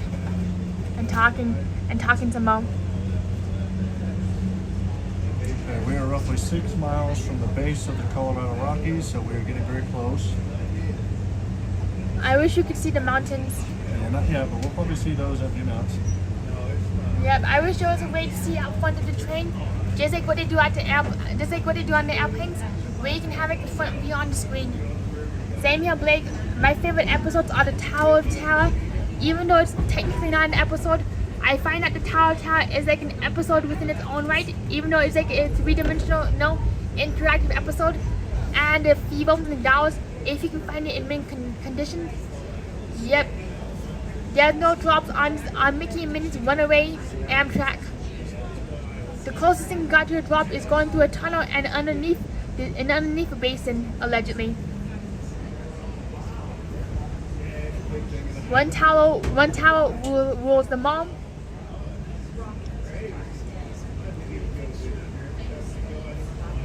I have not seen this area of Colorado in quite some time, and I think this might be the 31st bus. This looks really familiar. Yeah, we're now in the town of Arvada. We're now passing through Arvada. We're now in the town of Arvada, and we should definitely go, and we should be going through the G line mineral station at some point. Hopefully, we can see Old Town Arvada as we pass through. Since that's where all the tracks cross them, here it is. What I do enjoy about Old Town Arvada is that where I go to celebrate St. Patrick's Day instead of downtown Denver. Downtown Denver can be a little intimidating, but Arvada, it's a very small event, 1/5 of the size, a lot more food options, and it's a really laid back atmosphere rather than having to push through a crowd in Denver. Sierra is asking, when are we arriving in Los Angeles? Well, we're not getting to Los Angeles until around 9:10 p.m. on the 29th of April. And that's assuming we're on time. Knock on wood. Does an Amtrak usually run behind? These West Coast routes, 90% of the time, they're always late by an average of 30 minutes to an hour. Wow. So far, this train has actually been early. It has. Knock on fossil fuel. Knock on wood. Or whatever So wood we'll we see got. what happens over the next 24 hours. It could change really fast. Definitely can. We're definitely starting to see some hills here as we're starting to climb. I can feel it climbing now. Yeah, are your ears popping? Nope, not yet. Right in the bed. Yeah. So we're definitely climbing. We're about 4.5 miles from the edge of the mountain range, so we are getting close. It's really wild how quickly we climb. It's really wild thinking that this morning, car was like downright flat and like plains, and then kabam, it just goes, and then kabam, you're climbing. Yeah, right, like climbing quickly. Now you see all these hills here, and they just get bigger as we head west. Colorado is definitely an exponential state. It starts out very flat and goes bam up, like bam.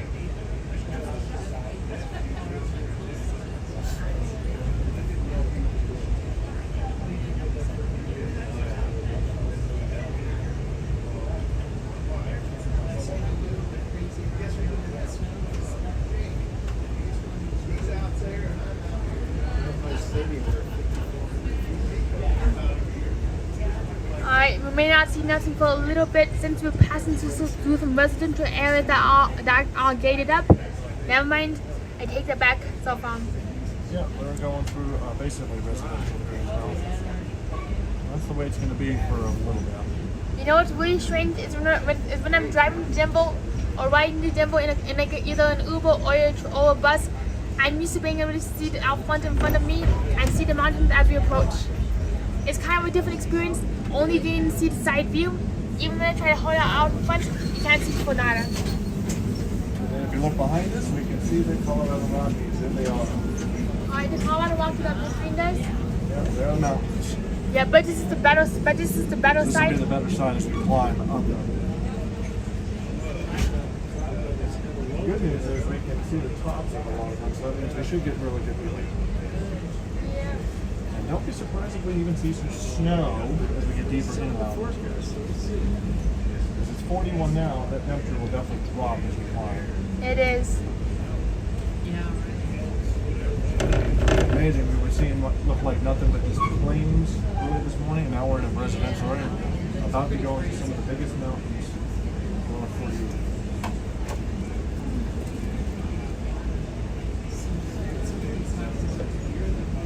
Now, these are few, like $1 million homes.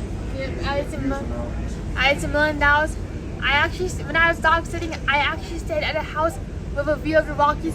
It was like the best view I've ever had. They actually had an extended balcony. It was massive. Should we switch sides or should we stay where we are? Stay right here. Alrighty. Even if we can't see the mountains quite yet from our side. We will in a few minutes. The tracks will then turn west, and then we're going to start doing some loop-de-loops as we go around the Big Ten. And then we go upside down, just like on Rock and Roller Coaster. Just kidding. Unfortunately, Amtrak don't go upside down. Some very nice homes here. Yeah, few $1 million homes.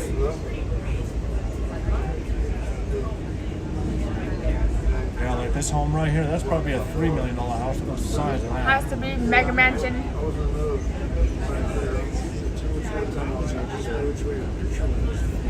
I know. Yeah, because the mountains are right there as we continue. So yeah, when they look at the backyard, this is what they see. Yeah. Yep, Denver's a pretty neat area. These are very expensive. Easily hundreds of thousands of dollars, if not millions. Wow. And I'm sure there's some real big homes if you get closer to the edge. Yeah, these have to be on average $1 million. Some of them might even be $2 million. I have never seen a house this big before. Yeah, it's probably like that one's probably 4 or 5 bedrooms there. Wow. And then look at that house right there on the hill. Look at the view it's going to have. A It's bit got of its own solar panels. That one's probably a $4 million house. has to be. Oh yeah, very expensive property. Imagine you get this every day. Wow. Imagine it on a clear sunny day. I cannot agree more, Jalen. I do love seeing the Denver metro area and the surrounding areas. I very rarely get to see any of these areas. Oh, look at the Horsey, a really fancy styling Horsey.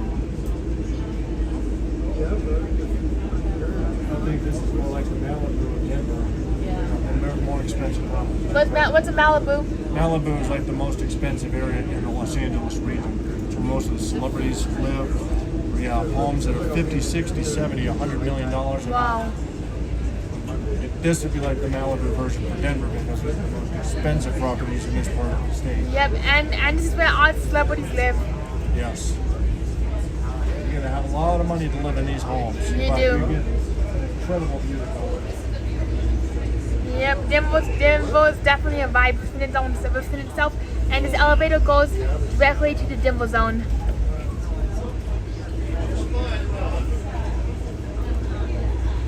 I find it really interesting how the same developer uses the same cookie cutter model for each house. I know, right? I wonder if like the same developer basically built all these homes. I think so. It can get kind of depressing seeing a neighborhood of identical houses. I do miss the houses. I do miss when houses had their own little charm. Even back in the 50s, when a developer was like, back in the 50s, when a developer built a bunch of houses, each house had its own little charms and feature to it. Not anymore. Copy paste, copy paste, copy paste. Yeah, now I can feel my ears starting to feel pressure. My ears are popping like popcorn inside.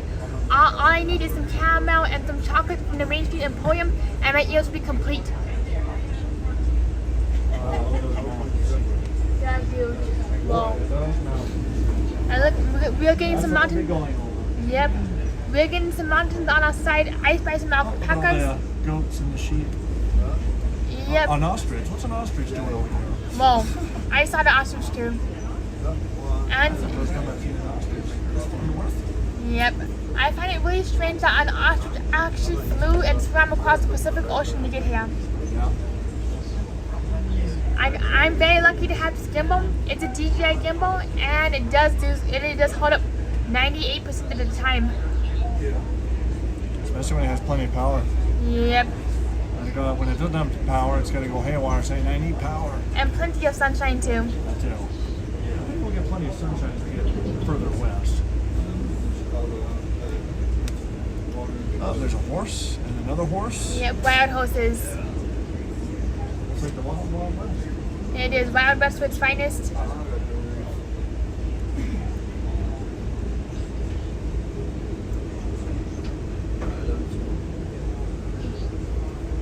We've already climbed about maybe close to 1,000 feet since I left Denver.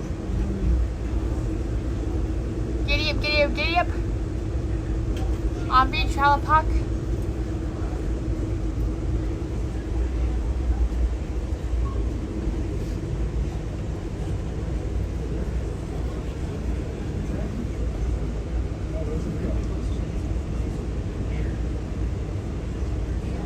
Thank you so much, Timothy. It's so good to see you. I had an amazing time in Chicago. And how's your grandmother doing? It's so good to see you. I hope your grandmother's doing well. We just left Chicago less than 24 hours ago, and now we're in the Mile High City, getting higher and higher in elevation.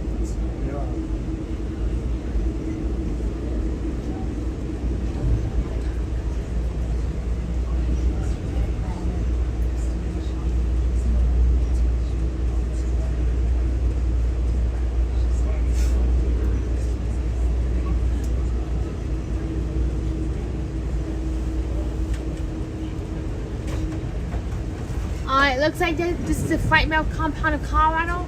Definitely a haunted house up there. I've never been to a Colorado haunted house or to the 13th floor, or even to Universal's Fright Fest. It's a couple miles. We'll reach the Big Ten curve, so we're going to start doing these little curvy loop-de-loops. And that means we'll be on the side, and we'll be getting a good view of the mountains during the next couple minutes. Alright, here we We'll go. turn south, then we'll turn east, then we'll turn south and west and north as we climb. And then we go up and down and across just like the Walk of Fame. Right?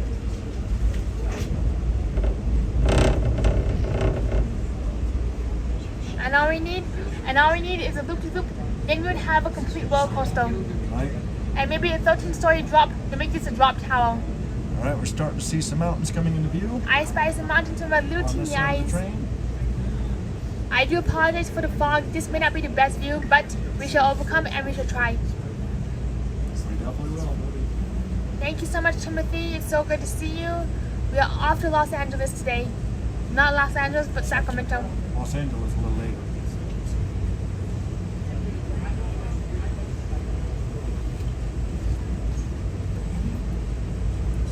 Just to see if we see any wildlife too as we go from mountains.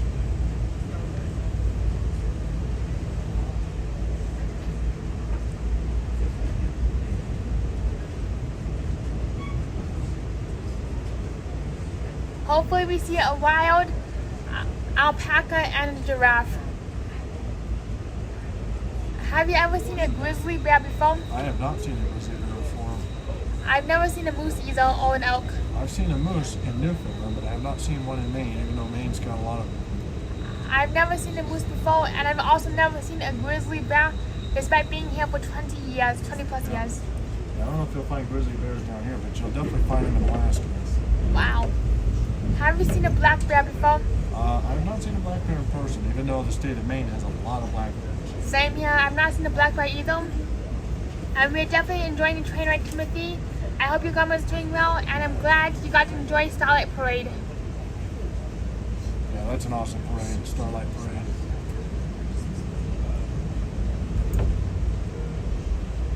Matt says, I'm not a Disney or travel kind of content, but it's awesome checking out this kind of street content. Oh, thank you so much, Matt. That means a lot.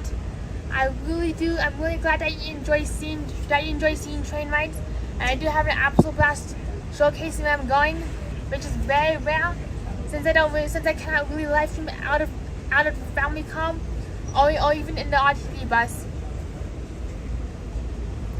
This is definitely a really rare sight. Just a couple thousand feet, we're going to start making these loop-de-loop turns. Oh yeah. My ears are popping like Emporium popcorn. As we keep climbing the whole time. Yep. This is the reason why it's one of our scenic routes. This is just the start.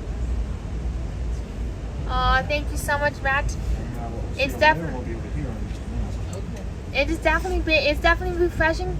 It's definitely refreshing taking a break from the slot machines, especially when they be like really stingy hit or miss.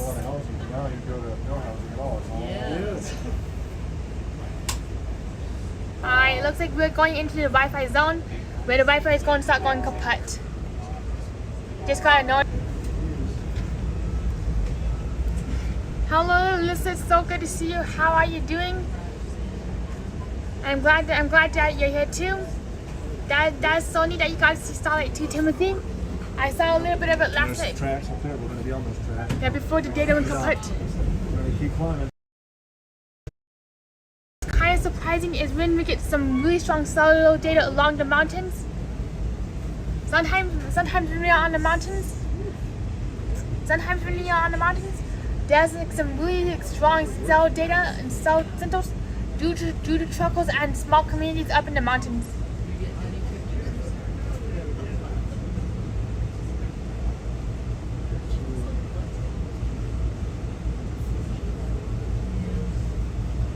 Here's the money view. There we go. This is what we're talking. This is what we've been looking forward to. Yes, Just wait till we get halfway still looking down from the valley. That's when it gets even more impressive. Those are the tracks we're going to be going up those. Yep. I'm curious when we get into the valley, what side should we be on? Well, this is the side you want to be on because we'll be going north. So this side will face east as we're climbing. South is another feet to the north. That's almost 13,000 feet. I do apologize if the audio starts to go kaput. We're definitely getting into the unstable Wi-Fi zone. So hang tight, everybody. Wish us luck. There's the front of the train. Where's the train?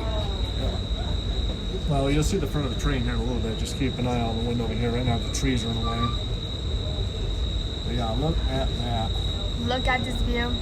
And now we can see the front of the train in just a few short minutes after we get past these abandoned dumpsters. Who wants to go dumpster diving? What's going on in this gimbal?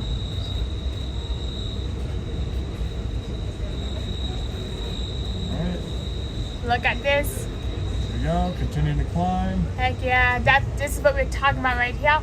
Even though it's a little foggy, it's still a view. Have you ever seen the mountains before like this? I have, but Wow. The last time I came through this, there was obviously clouds in the air, but there was a lot more blue sky as well. And then it snowed for a little bit, and then the sun came out. Sweet. Hopefully we get a very sunny canyon view instead of this bleh.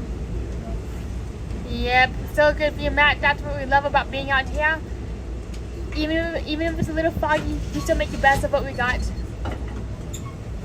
And sometimes it can be a little frustrating when the view is not picture perfect. There's the front of the train right there. Yep, especially when you invest a lot of time to get to a destination. That's the reality of traveling too. Yep, this is the biggest Casey Jr.'s attraction I've ever seen. All we need is the tracks we were just on. Whoa. It's right on Amtrak Dr. Loop. Brandon checking in here as we make our way officially out of the suburbs of Denver, start making our way up the foothills of the Rocky Mountains. We just navigated the Little and Big Ten curves that allows the train to gain a significant amount of elevation here in a short period of time. As we continue up the Big Ten curve here, we're going to start heading into the Tunnel District. That's our stretch of track. It's about 15 miles, has almost 30 tunnels just along that stretch of track.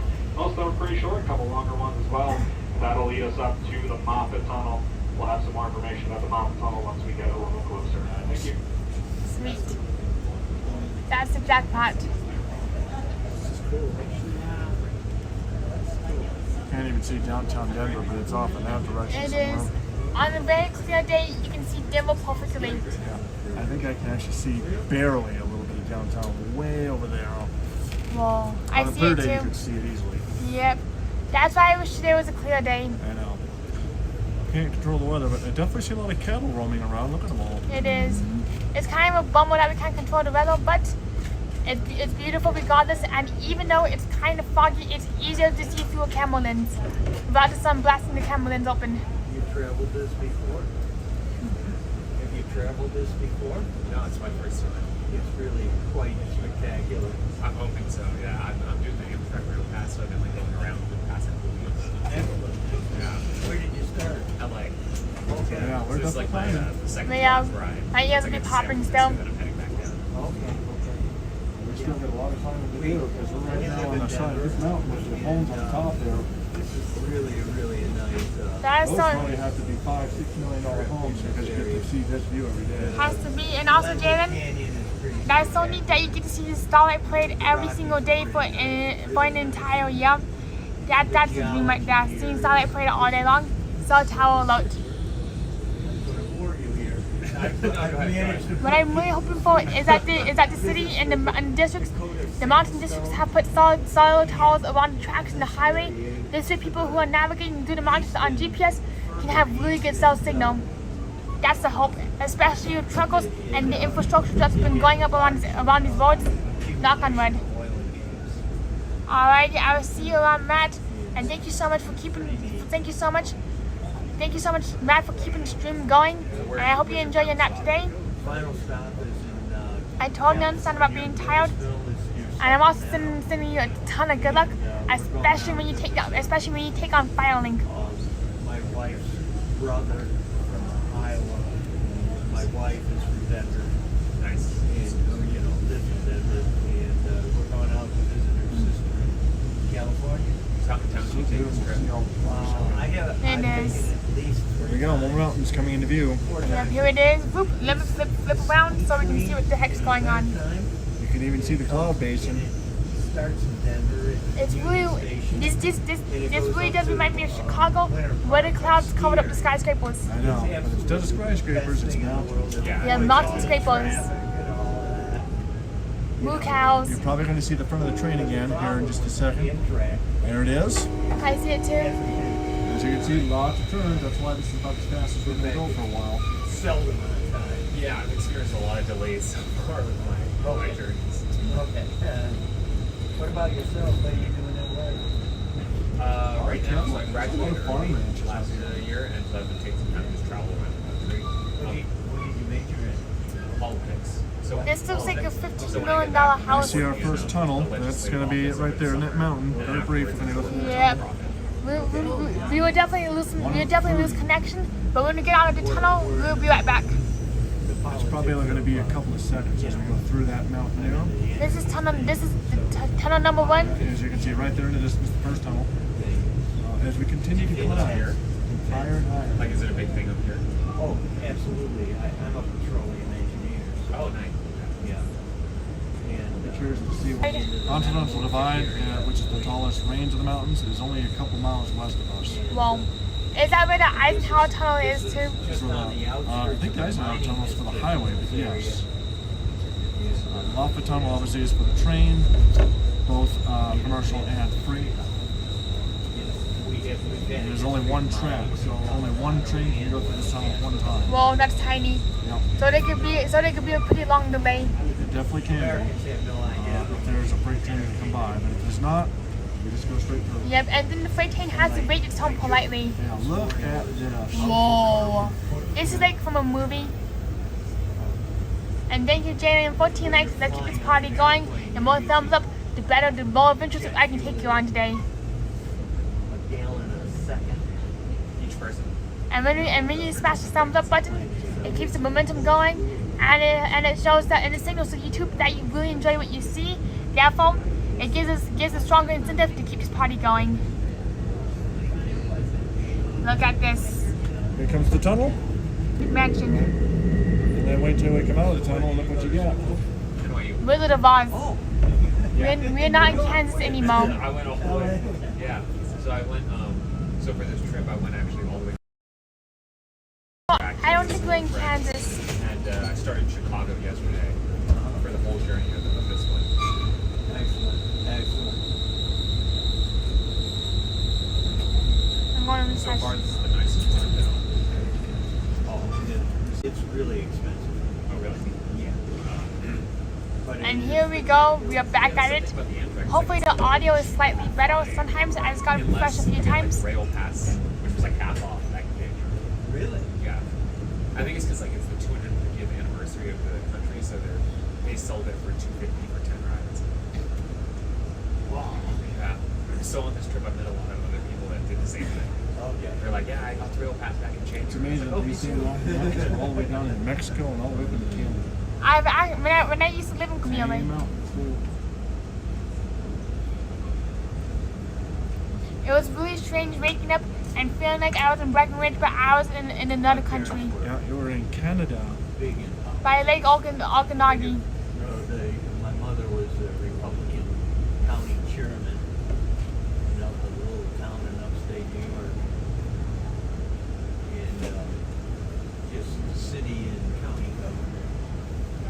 Alright, if anybody's here, please be sure to chat.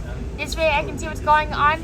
I can't really tell. YouTube's been acting a little strange, so the view count says that nobody's here. But if you're here, please be sure to leave a chat. This way I know who's here and who wants to keep the party going. Wow. Alright, we're definitely going through a dead zone. Why'd you move out here in Fort? Yeah. You know, It's been having problems all day.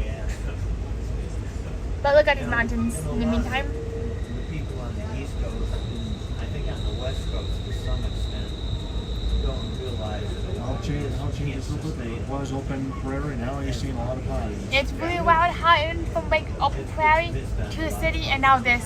I see there's a hiking trail right there in front of us. I've never been on this trail before. I wonder where it leads. Leads nowhere. Or to Breckenridge. Imagine walking from Dimble to Breckenridge. Okay, here comes that view again. Look at that. Here we go. It just gets better. And better. any pollution at all Wow. settled in that area. Like cabin smoke, anything. Uh-oh. It's just not any sort of smoke at all. Riding around. For a second, I thought I saw a shot. San Wow. Francisco had 2 minor earthquakes yesterday. Oh, they did? Yeah, but there were 3 magnitude 3. Okay. I'm sure they're fine. I did not think going into a bunch of clouds either. Look at this view. Ski lifts, I just passed right behind. Alright, and we are back. We are live. We are back at Winter Park. Here it is. Yep. This is what Winter Park looks like. And behind us is the old ski lifts. Yeah, I'd say there's not much snow there. There it is. Not much snow. No. Usually by now it's covered with snow. I worry that we may not be able to be on for very long until we get to Goodwood Springs. So thank you everybody for your patience. Also, another thing is, and yes, we made it finally. We made it out of the sadness, the sad slump. Thank you, Gizmo. We are back. We're going to see how long we can go from. We have 5 bars of data until we get through Winter Park. Then it might go kaput again. We definitely needed some redemption time. On the other side is a bunch of trees and dead foliage. Hello, Shao. It's so good to see you. What's up? How are you doing? I'm getting a bunch of texts. I'm getting a bunch of messages too. I'm curious, what region are we in right now? We are still in Colorado, but we're now in the Winter Park side. There's the Continental Divide back there. And back there is the Continental Divide.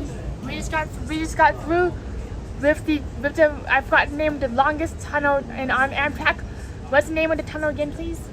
Moffett Tunnel. The Moffett Tunnel. And what's really wild about Moffett Tunnel is that it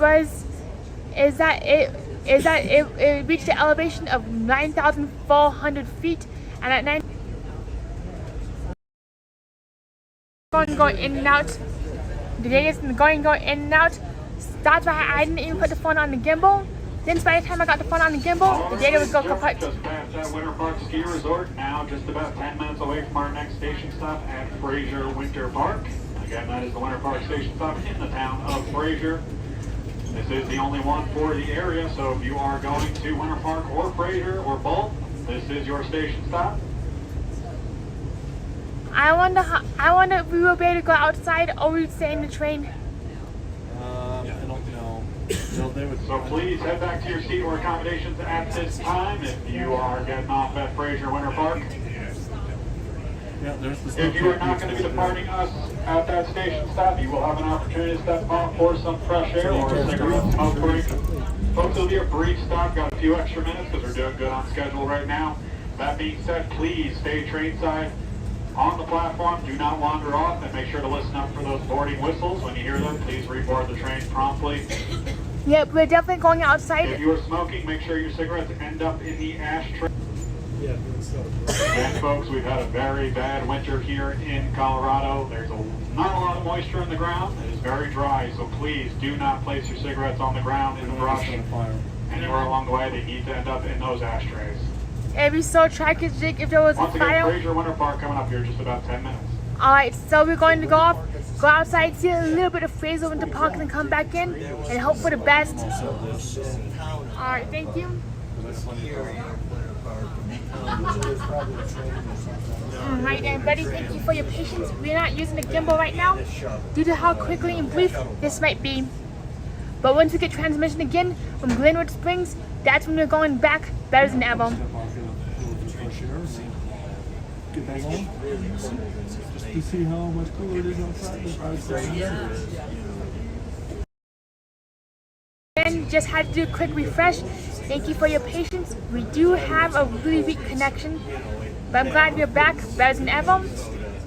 And Sharon says hello. The water will go from it, instead of going to the Atlantic, all the separation will go to the Pacific instead. It's actually very rare to be able to cross over a mountain region. It's actually very rare to cross over on the continental divide. I have not crossed over for quite some time.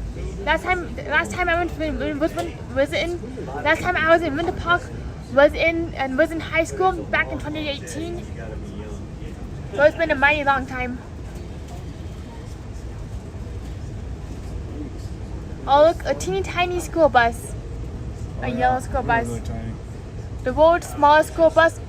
It's either the world's smallest school bus or the world's biggest train.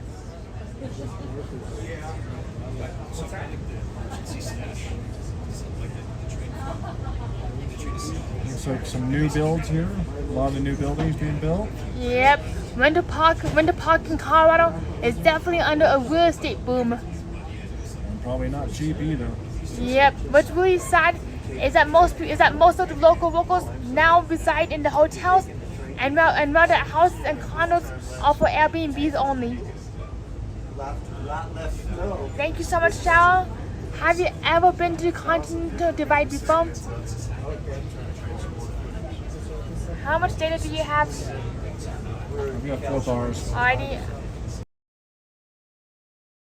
The audio might go in and out as we navigate through the mountains. Just want to make sure, since YouTube is really acting up and showing that nobody's here, but I do see people chatting, which is a good sign. There's the front of the locomotive right there. Yep, that's the front of the boat. Look at the Look at there's this. the Continental Divide. Continental Divide going stronger than ever. I'm a little surprised that there's some snow caps on there, but it's been a very dry and bland winter.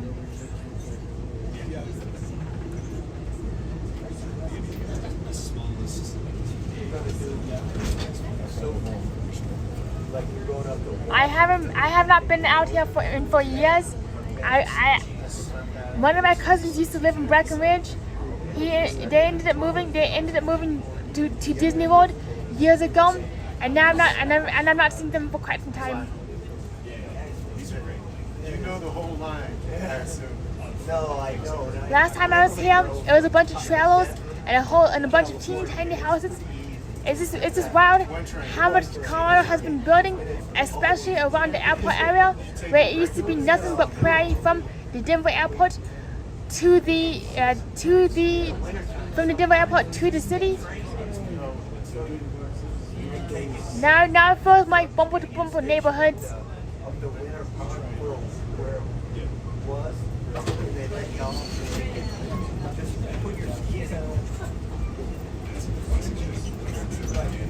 Right up to the chairlift, get on the chairlift and go on up.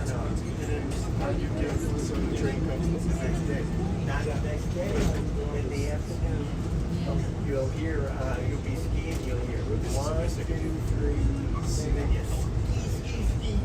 you get back on the train and go back to Denver. What's that window? Is it like 3 hours? It takes about an hour and a half to get down to Denver. So you're skiing. How long do you have to ski? I'm wondering, has anybody been skiing before? I haven't gone skiing since I was 14 years old.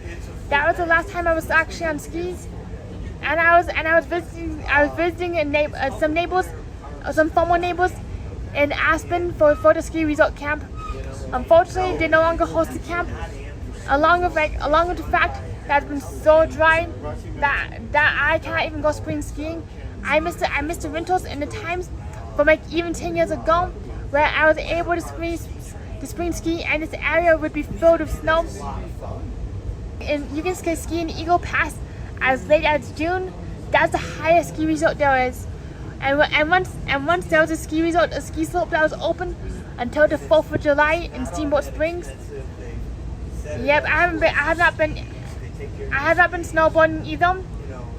And you definitely gotta go skiing, Blake and Gizmo. Gotta try it at least once before all the snow dries out.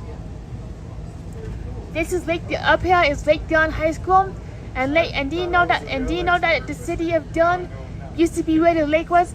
However, they decided that they needed a lot more H2O, so they relocated the city and had it so that the lake would fill up, covering up the 100-year-old city. And on a very clear day on the lake, if you look down in the middle of the lake, you can actually see skyscrapers. I've not been to Steamboat Springs. That's the one resort that eludes me. Again, now riding Fraser Winter Park. If you are stepping out and not leaving us, please stay train side, listen up for the boarding whistle. And those cigarettes, they need to end up in the ashtrays, please. And do not throw those cigarettes on the ground. Thank you. It does some of this route too. Yeah, there's one train, a Rocky Mountain Air train that you pick it up in like Grand Junction. It goes one way Look at there. There you go. Whoa, look at that. That's not going about with all the snow there. Here's where all the snow is hiding. It's way out there. And then further to the right, you can clearly see the sun is reflecting off the snow-capped peaks there. Yep, I do see the sunshine. And I do see Winter Park Ski Resort. Same here. Oh, what's left of it? What's left of it? A little, very little. Has anybody been ski boot? Not ski boot, but steamboat. Who wants to go outside? Looks like we're going to go outside and see what we can see. World's tiniest train station. Oh, that's so neat that you hold of Eagles Pass. Alright, looks like we're going outside.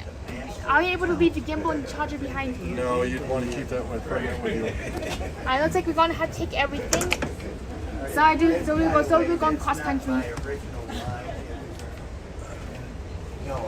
To go back to a sleeper car and go down the stairs. Do step off the train. Alright, looks like we're going back to a sleeper car area, so we can step off the train. Thank you everybody for your patience.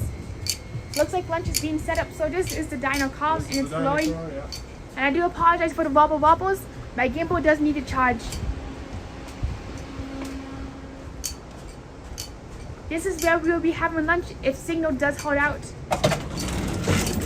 Oops. It's way easier to walk through the train. It's way easier to walk through the train when it's nice and still. Oh, hey, we're sneaking out. You get a nice view of my shoes, and here is the sleeper car area. I do apologize for everybody viewing on TV. This car might be a little nausea-inducing since we're walking really fast. We only have 10 minutes to get out of here. Boop. Alright, follow the Keith, and look at this. Out we go. Sprinkling a little bit of snow. Thank you so much. The sprinkle, here it is, a nice outdoor view of the Rocky Mountains, and I'm definitely having one of the best days ever in the Rocky Mountains. Yep, this is the first snow I've felt for decades. Oh, it seems like eternity and infinity and beyond.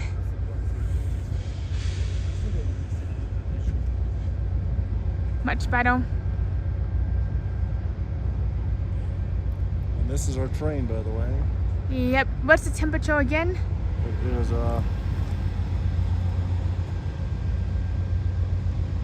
Alright, so as of now, it is, I believe, 39 degrees and dropping. It is, I thought I'd be shivering like a little ice cube on Main Street, USA during the rainy season in Florida. It's a lot colder. I'm guessing it would have to be 19 degrees because for every mile for every 1,000 feet you gain in elevation, you lose 10 degrees in temperatures.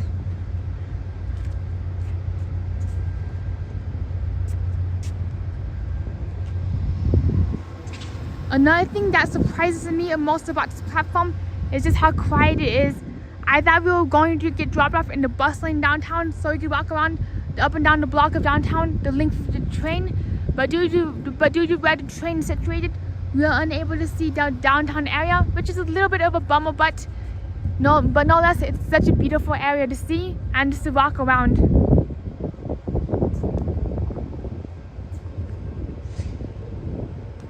And right up here is the station. I'll show you what the Winter Park station does look like. Once we get back on the train, I can get you all situated with the gimbal, and we'll have smooth sound from that until the Wi-Fi goes kaput. Next stop that I will be able to see you on is probably Greenwood Spring, which might be a few hours, give or take. And after that, it'll be Grand Junction. We will not be going by Colorado Springs, unfortunately, even though we were really hoping to go. This is the close-up of the choo-choo train, its suspension springs, and the choo-choo wheel. And the choo-choo wheels. This is definitely no Mickey and Minnie's Runaway Railroad or Casey Jr. Circus track, which we will be riding in Disneyland. So not only do you get one train, you get 2 trains, but 3 trains.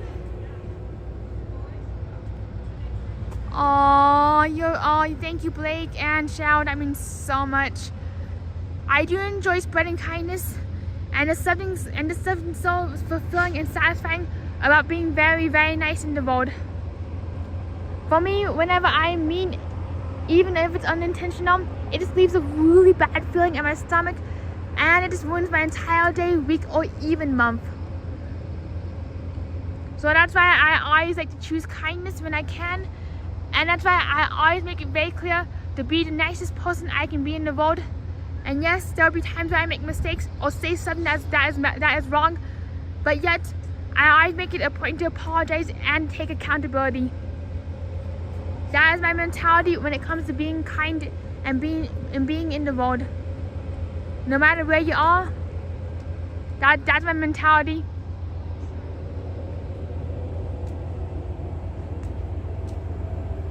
And let's see if we can get a better view down here of the Winter Park ski slopes before we hear the choo-choo whistle.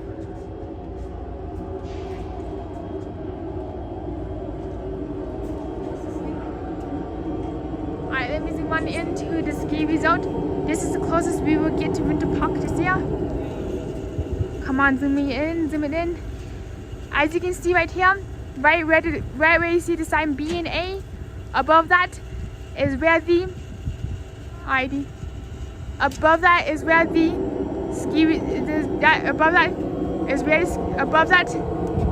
ski slopes are. And usually during peak season, it can be 30 minutes to get onto the lift, and these slopes are usually packed to pack, bumper to bumper with skiers. Let me zoom back out to avoid the wobbling. Thank you everybody for your patience. And when we get to Durango and hopefully Greenwood Springs, we can definitely do the same thing, get some fresh air and walk around.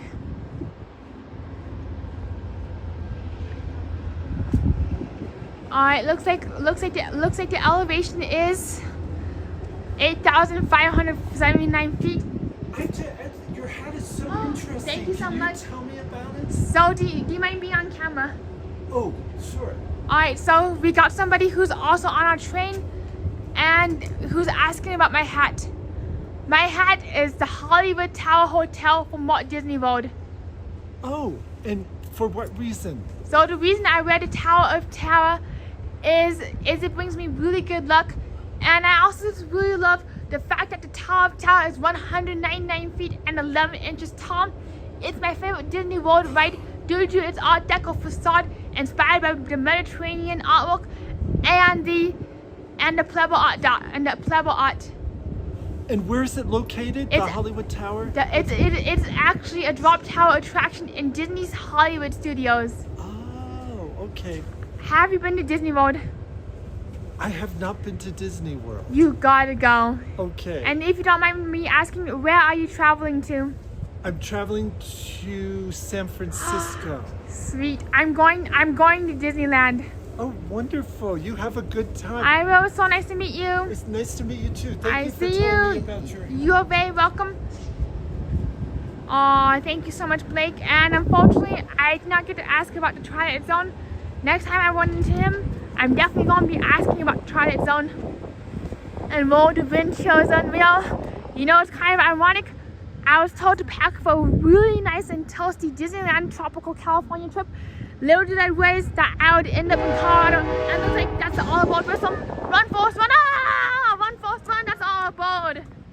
Are you going to make it? Are you going to make it? Keith! Are you going to make it to all aboard? Yeah. But where would I get a water? Oh, okay. Alright, you can go first. Okay, thank you. You're welcome. Alright.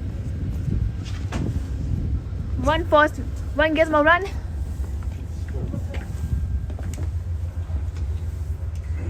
I've been watching a lot of Disney Magic and Mayhem. Races run, Forrest, run. Glad we made it. What a relief. Water? Just take one of these? Is that the deal? Okay, thank you. Alright. Hi. I almost fell backwards. Oopsie doopsies. I'll catch you. Thank you so much. Thanks so much for being back up. If you fall forward, I got you. Thank you so much. I can fall either way. Knowing my lifestyle, I can fall either way. Want to just sit in our room for a while? Alright. Let's go get situated in here. Alright, perfect. Same. Yep, and now we get a nice view. Now we get a nice view from the roomette.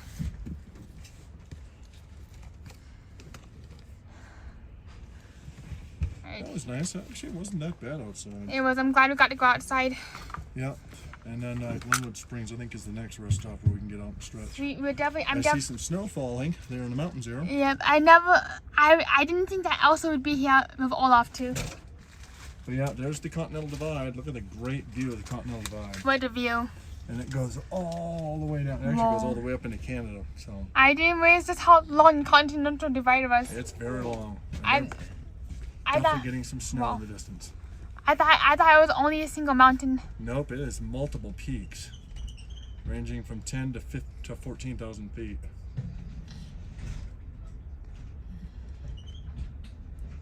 And looks like next time that I'll be able to say hello to everybody is when we get to Glenwood Springs, which I'll be showing everybody around to. It'll be a very brief stop. Then after Glenwood Springs, we'll better get out in Grand Junction. That's another major stop. Junction's another rest stop. We'll be there for probably 15 minutes or so. Hello, Tyler. It's so good to see you. And Tyler says hello.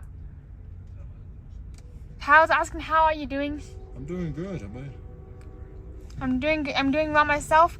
A little kind of bummed about the data, but doing what we can and having the best time possible.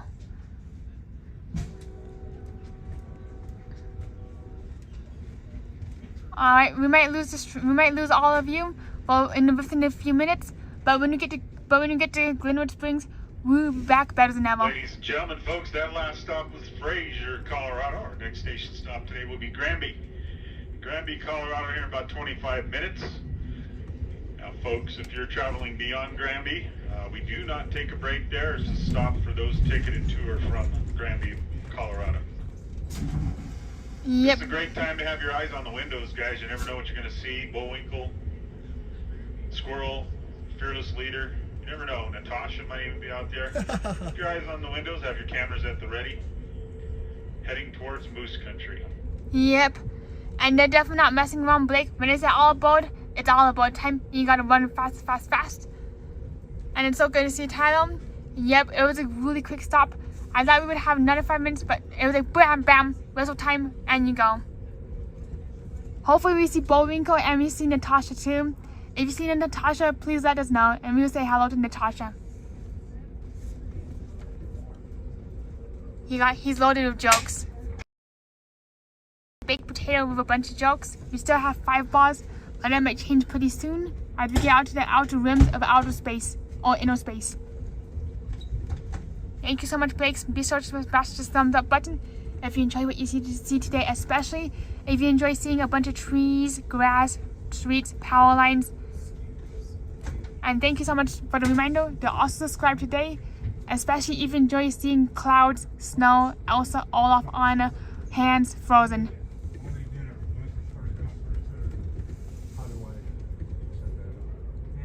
How do I set it up?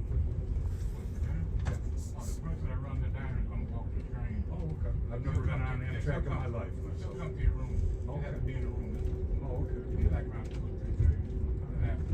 And is it possible to get a couple pillows extra? Or? Alrighty, what time is it again? I forgot. It's soft, they're pretty light. Here you go. Alright, may I please get a time check? Alright, 10:56, thank you so much.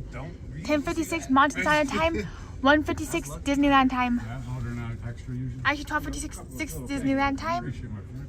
We still have some data going. Knock on wood that this will continue until we get to Grand Junction. Not Grand Junction until we get to our next stop, which is a little unlikely, but we should try. Well, at least you can say. You can't say I don't have pillow. Knowing my luck, this is what will happen. I plug my phone into the gimbal, and then it goes to Wi-Fi. I don't plug my phone into the gimbal.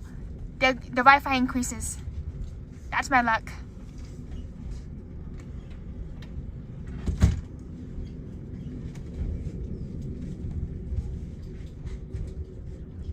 Yep, I do enjoy a good joke, especially when everybody be laughing hard.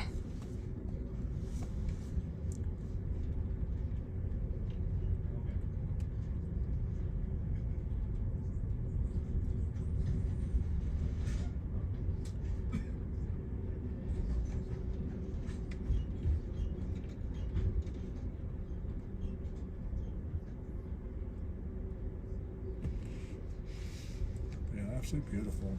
It is $1 million cabin. Yes, it is. This is definitely $1 million view with a million phones. We got some lake, we got some small lakes, we got some streams, a lot of hills. I wonder if you can go fishing in these lakes. That's a good question. I honestly don't know. I used to go hiking. I actually used to go hiking around this area, looking for golf balls. Since people like to swing and golf out here, so I'd go around this area and look for golf balls. Yeah. Now hopefully we'll see. Hopefully you see the gigantic Majestical moose just standing there, and a grizzly bear. Or even a few moose.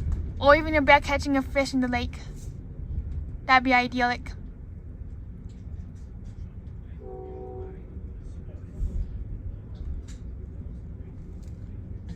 Alright, looks like the Wi-Fi is going to start going in and out. Hope for the best, but we'll definitely be back at the next station if possible.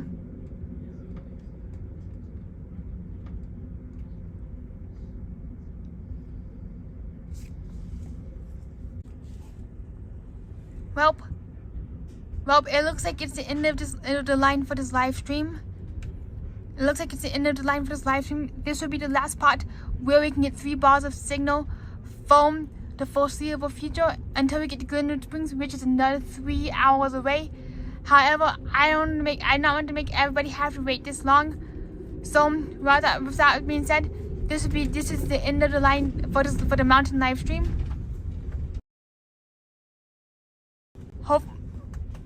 Alright, we got 2 bars of data. Hopefully, we can get some more data as we get into Granby. This looks like it's it. So, I want to thank everybody for watching and for being here today. If you have not already, please be sure to smash the thumbs up button and subscribe to Tony Hotel for even more travel adventures, tab trivia, and tidbits. Hopefully, this transmission is coming across. Most likely, it's not, since the data is a little less to be desired. And Wi-Fi stopped us now. That is what happens. Nothing can stop us now. And, well, it lasted. And unfortunately, Engineer Goofy cannot stop Wi-Fi malfunctions or dead zones when it comes to data. But we should enjoy the last of this video before everything goes kaput. Glad you can hear me. And be sure to smash the thumbs up button, subscribe to Tony Hotel, especially if you enjoy these kind of outdoor adventures. And of course, the Hollywood Tower Hotel, which is the best thing on the planet. And we'll talk to you all later, but we're just going to go right out the view, and then when it goes kaput, it goes kaput. Thank you so much, everybody, for being here. I'm just glad I'm glad we could all be here enjoying the choo-choo train together. And also, and we'll see you in Sacramento. There'll be no good Wi-Fi from here on out to Glenwood Springs and Sacramento. And that's when the Wi-Fi is going to go wah, HTH. I almost forgot. Look what we just saw. We did not see a Melissa or a Moose, but we did see the HTH. So the Oh my gosh, it's okay to ask all about Blake, and that's what an HTH is the Hollywood Tower Hotel. It's the best thing on the planet. You see, you little Gutty, it's a small world after all. And that's right, Blake. May 1st is Disneyland, May 2nd DCA, May 3rd is Disneyland again. And here it is, the world's second smallest train station. Lots of love to you too. Lots of love to you too, Gizmo. Thank you so much. And note, I forgot we would stop for, so guess you have a few more minutes with us right now. Grand Bay, Colorado, Amtrak to its finest. It's really wild to think that we went from a mega Union station to poof, a little tiny roadside station in Grand Bay, Colorado, with some snow, Elsa, and Olaf. They're definitely having a blast. Yes.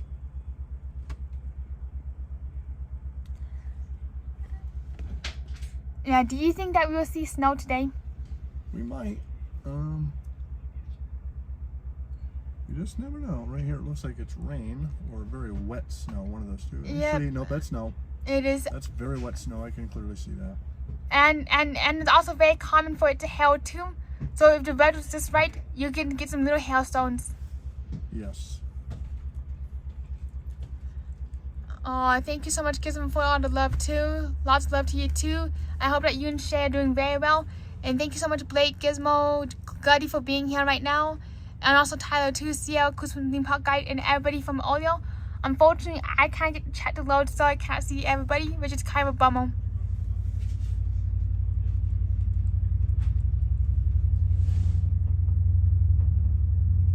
Yep, that is definitely wet snow. It is. Clearly see that silver light.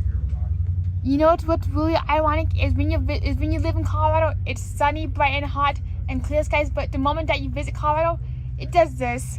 Yep. Welcome to ironic Colorado. Yeah, you could go from 90 one day to a big snowstorm the next day. Yep. Colorado's historically known for those. And in 2003, in 2003, one weekend I was wearing shorts going on a picnic. The next weekend I was in my snowsuit, shoveling 10 feet of snow.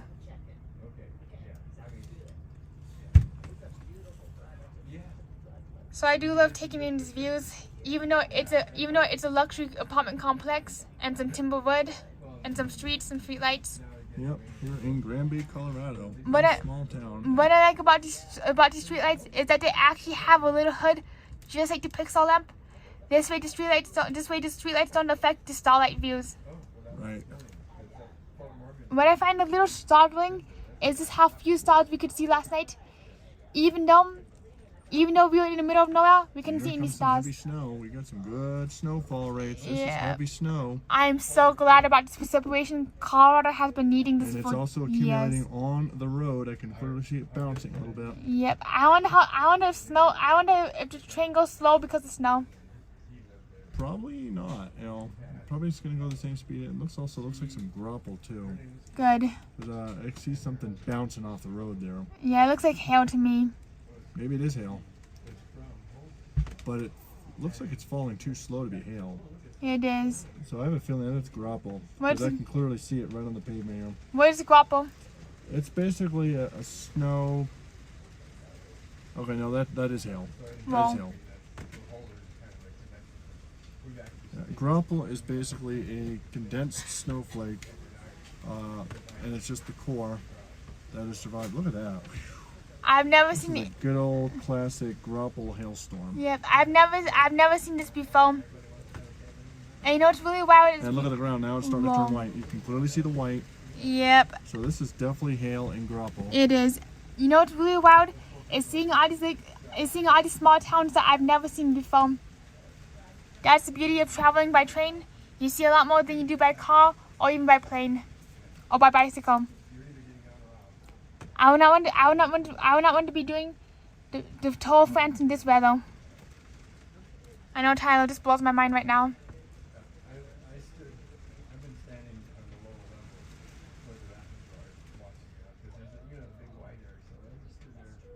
And just as hard as it came in, it's starting to move out. It's really wild. It's really wild that the faster and harder the snow comes in, the quicker it's gone. Right. But yet when the snowstorm starts very light and with little teeny tiny snowflakes, you're in for the long haul. Versus gigantic snowflakes, it's out. It's like gone within 2 moments. Here comes the grappo. Here comes the grappo. Not the sunshine.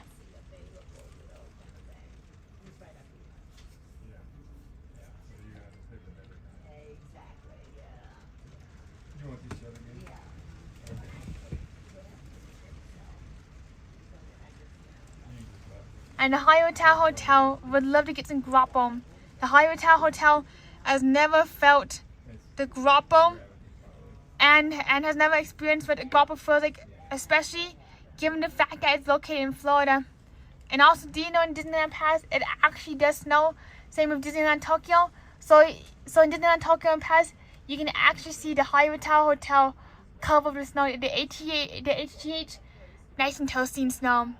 Oh no, hail. Oh no, not the Hail Mary, we got some hail. Oh no, the hail. Looks like that this hail might need a cease and desist letter. And it's been solved. Just kidding. Never mind, it's still going. It's a mighty, mighty hail.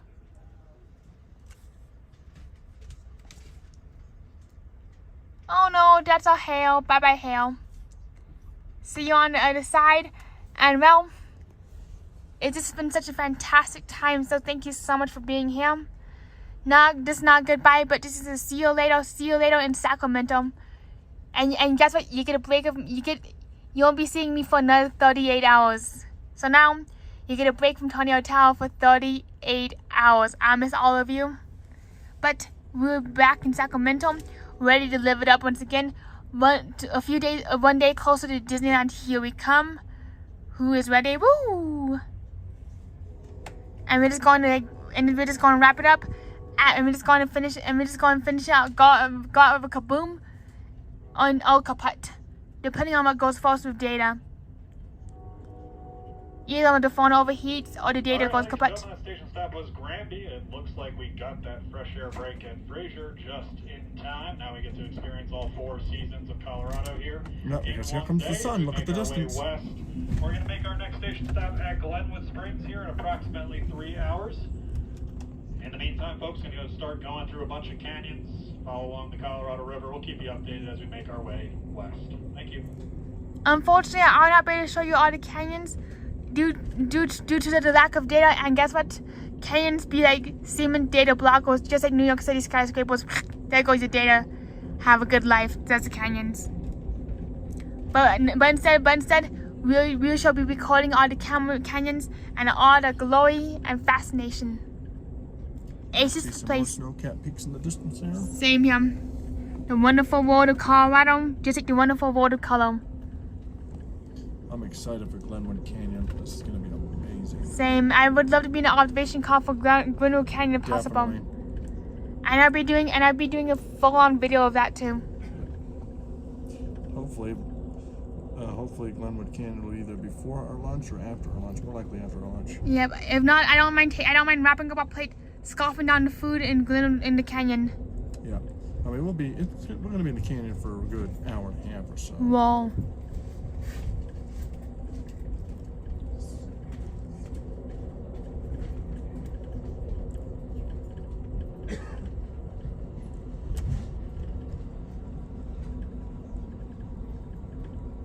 Alright, and there it is. There goes the live stream. Kaput, and we will see you around in Sacramento. Hope you all have a wonderful day. Bye-bye. Alright, I just ended it.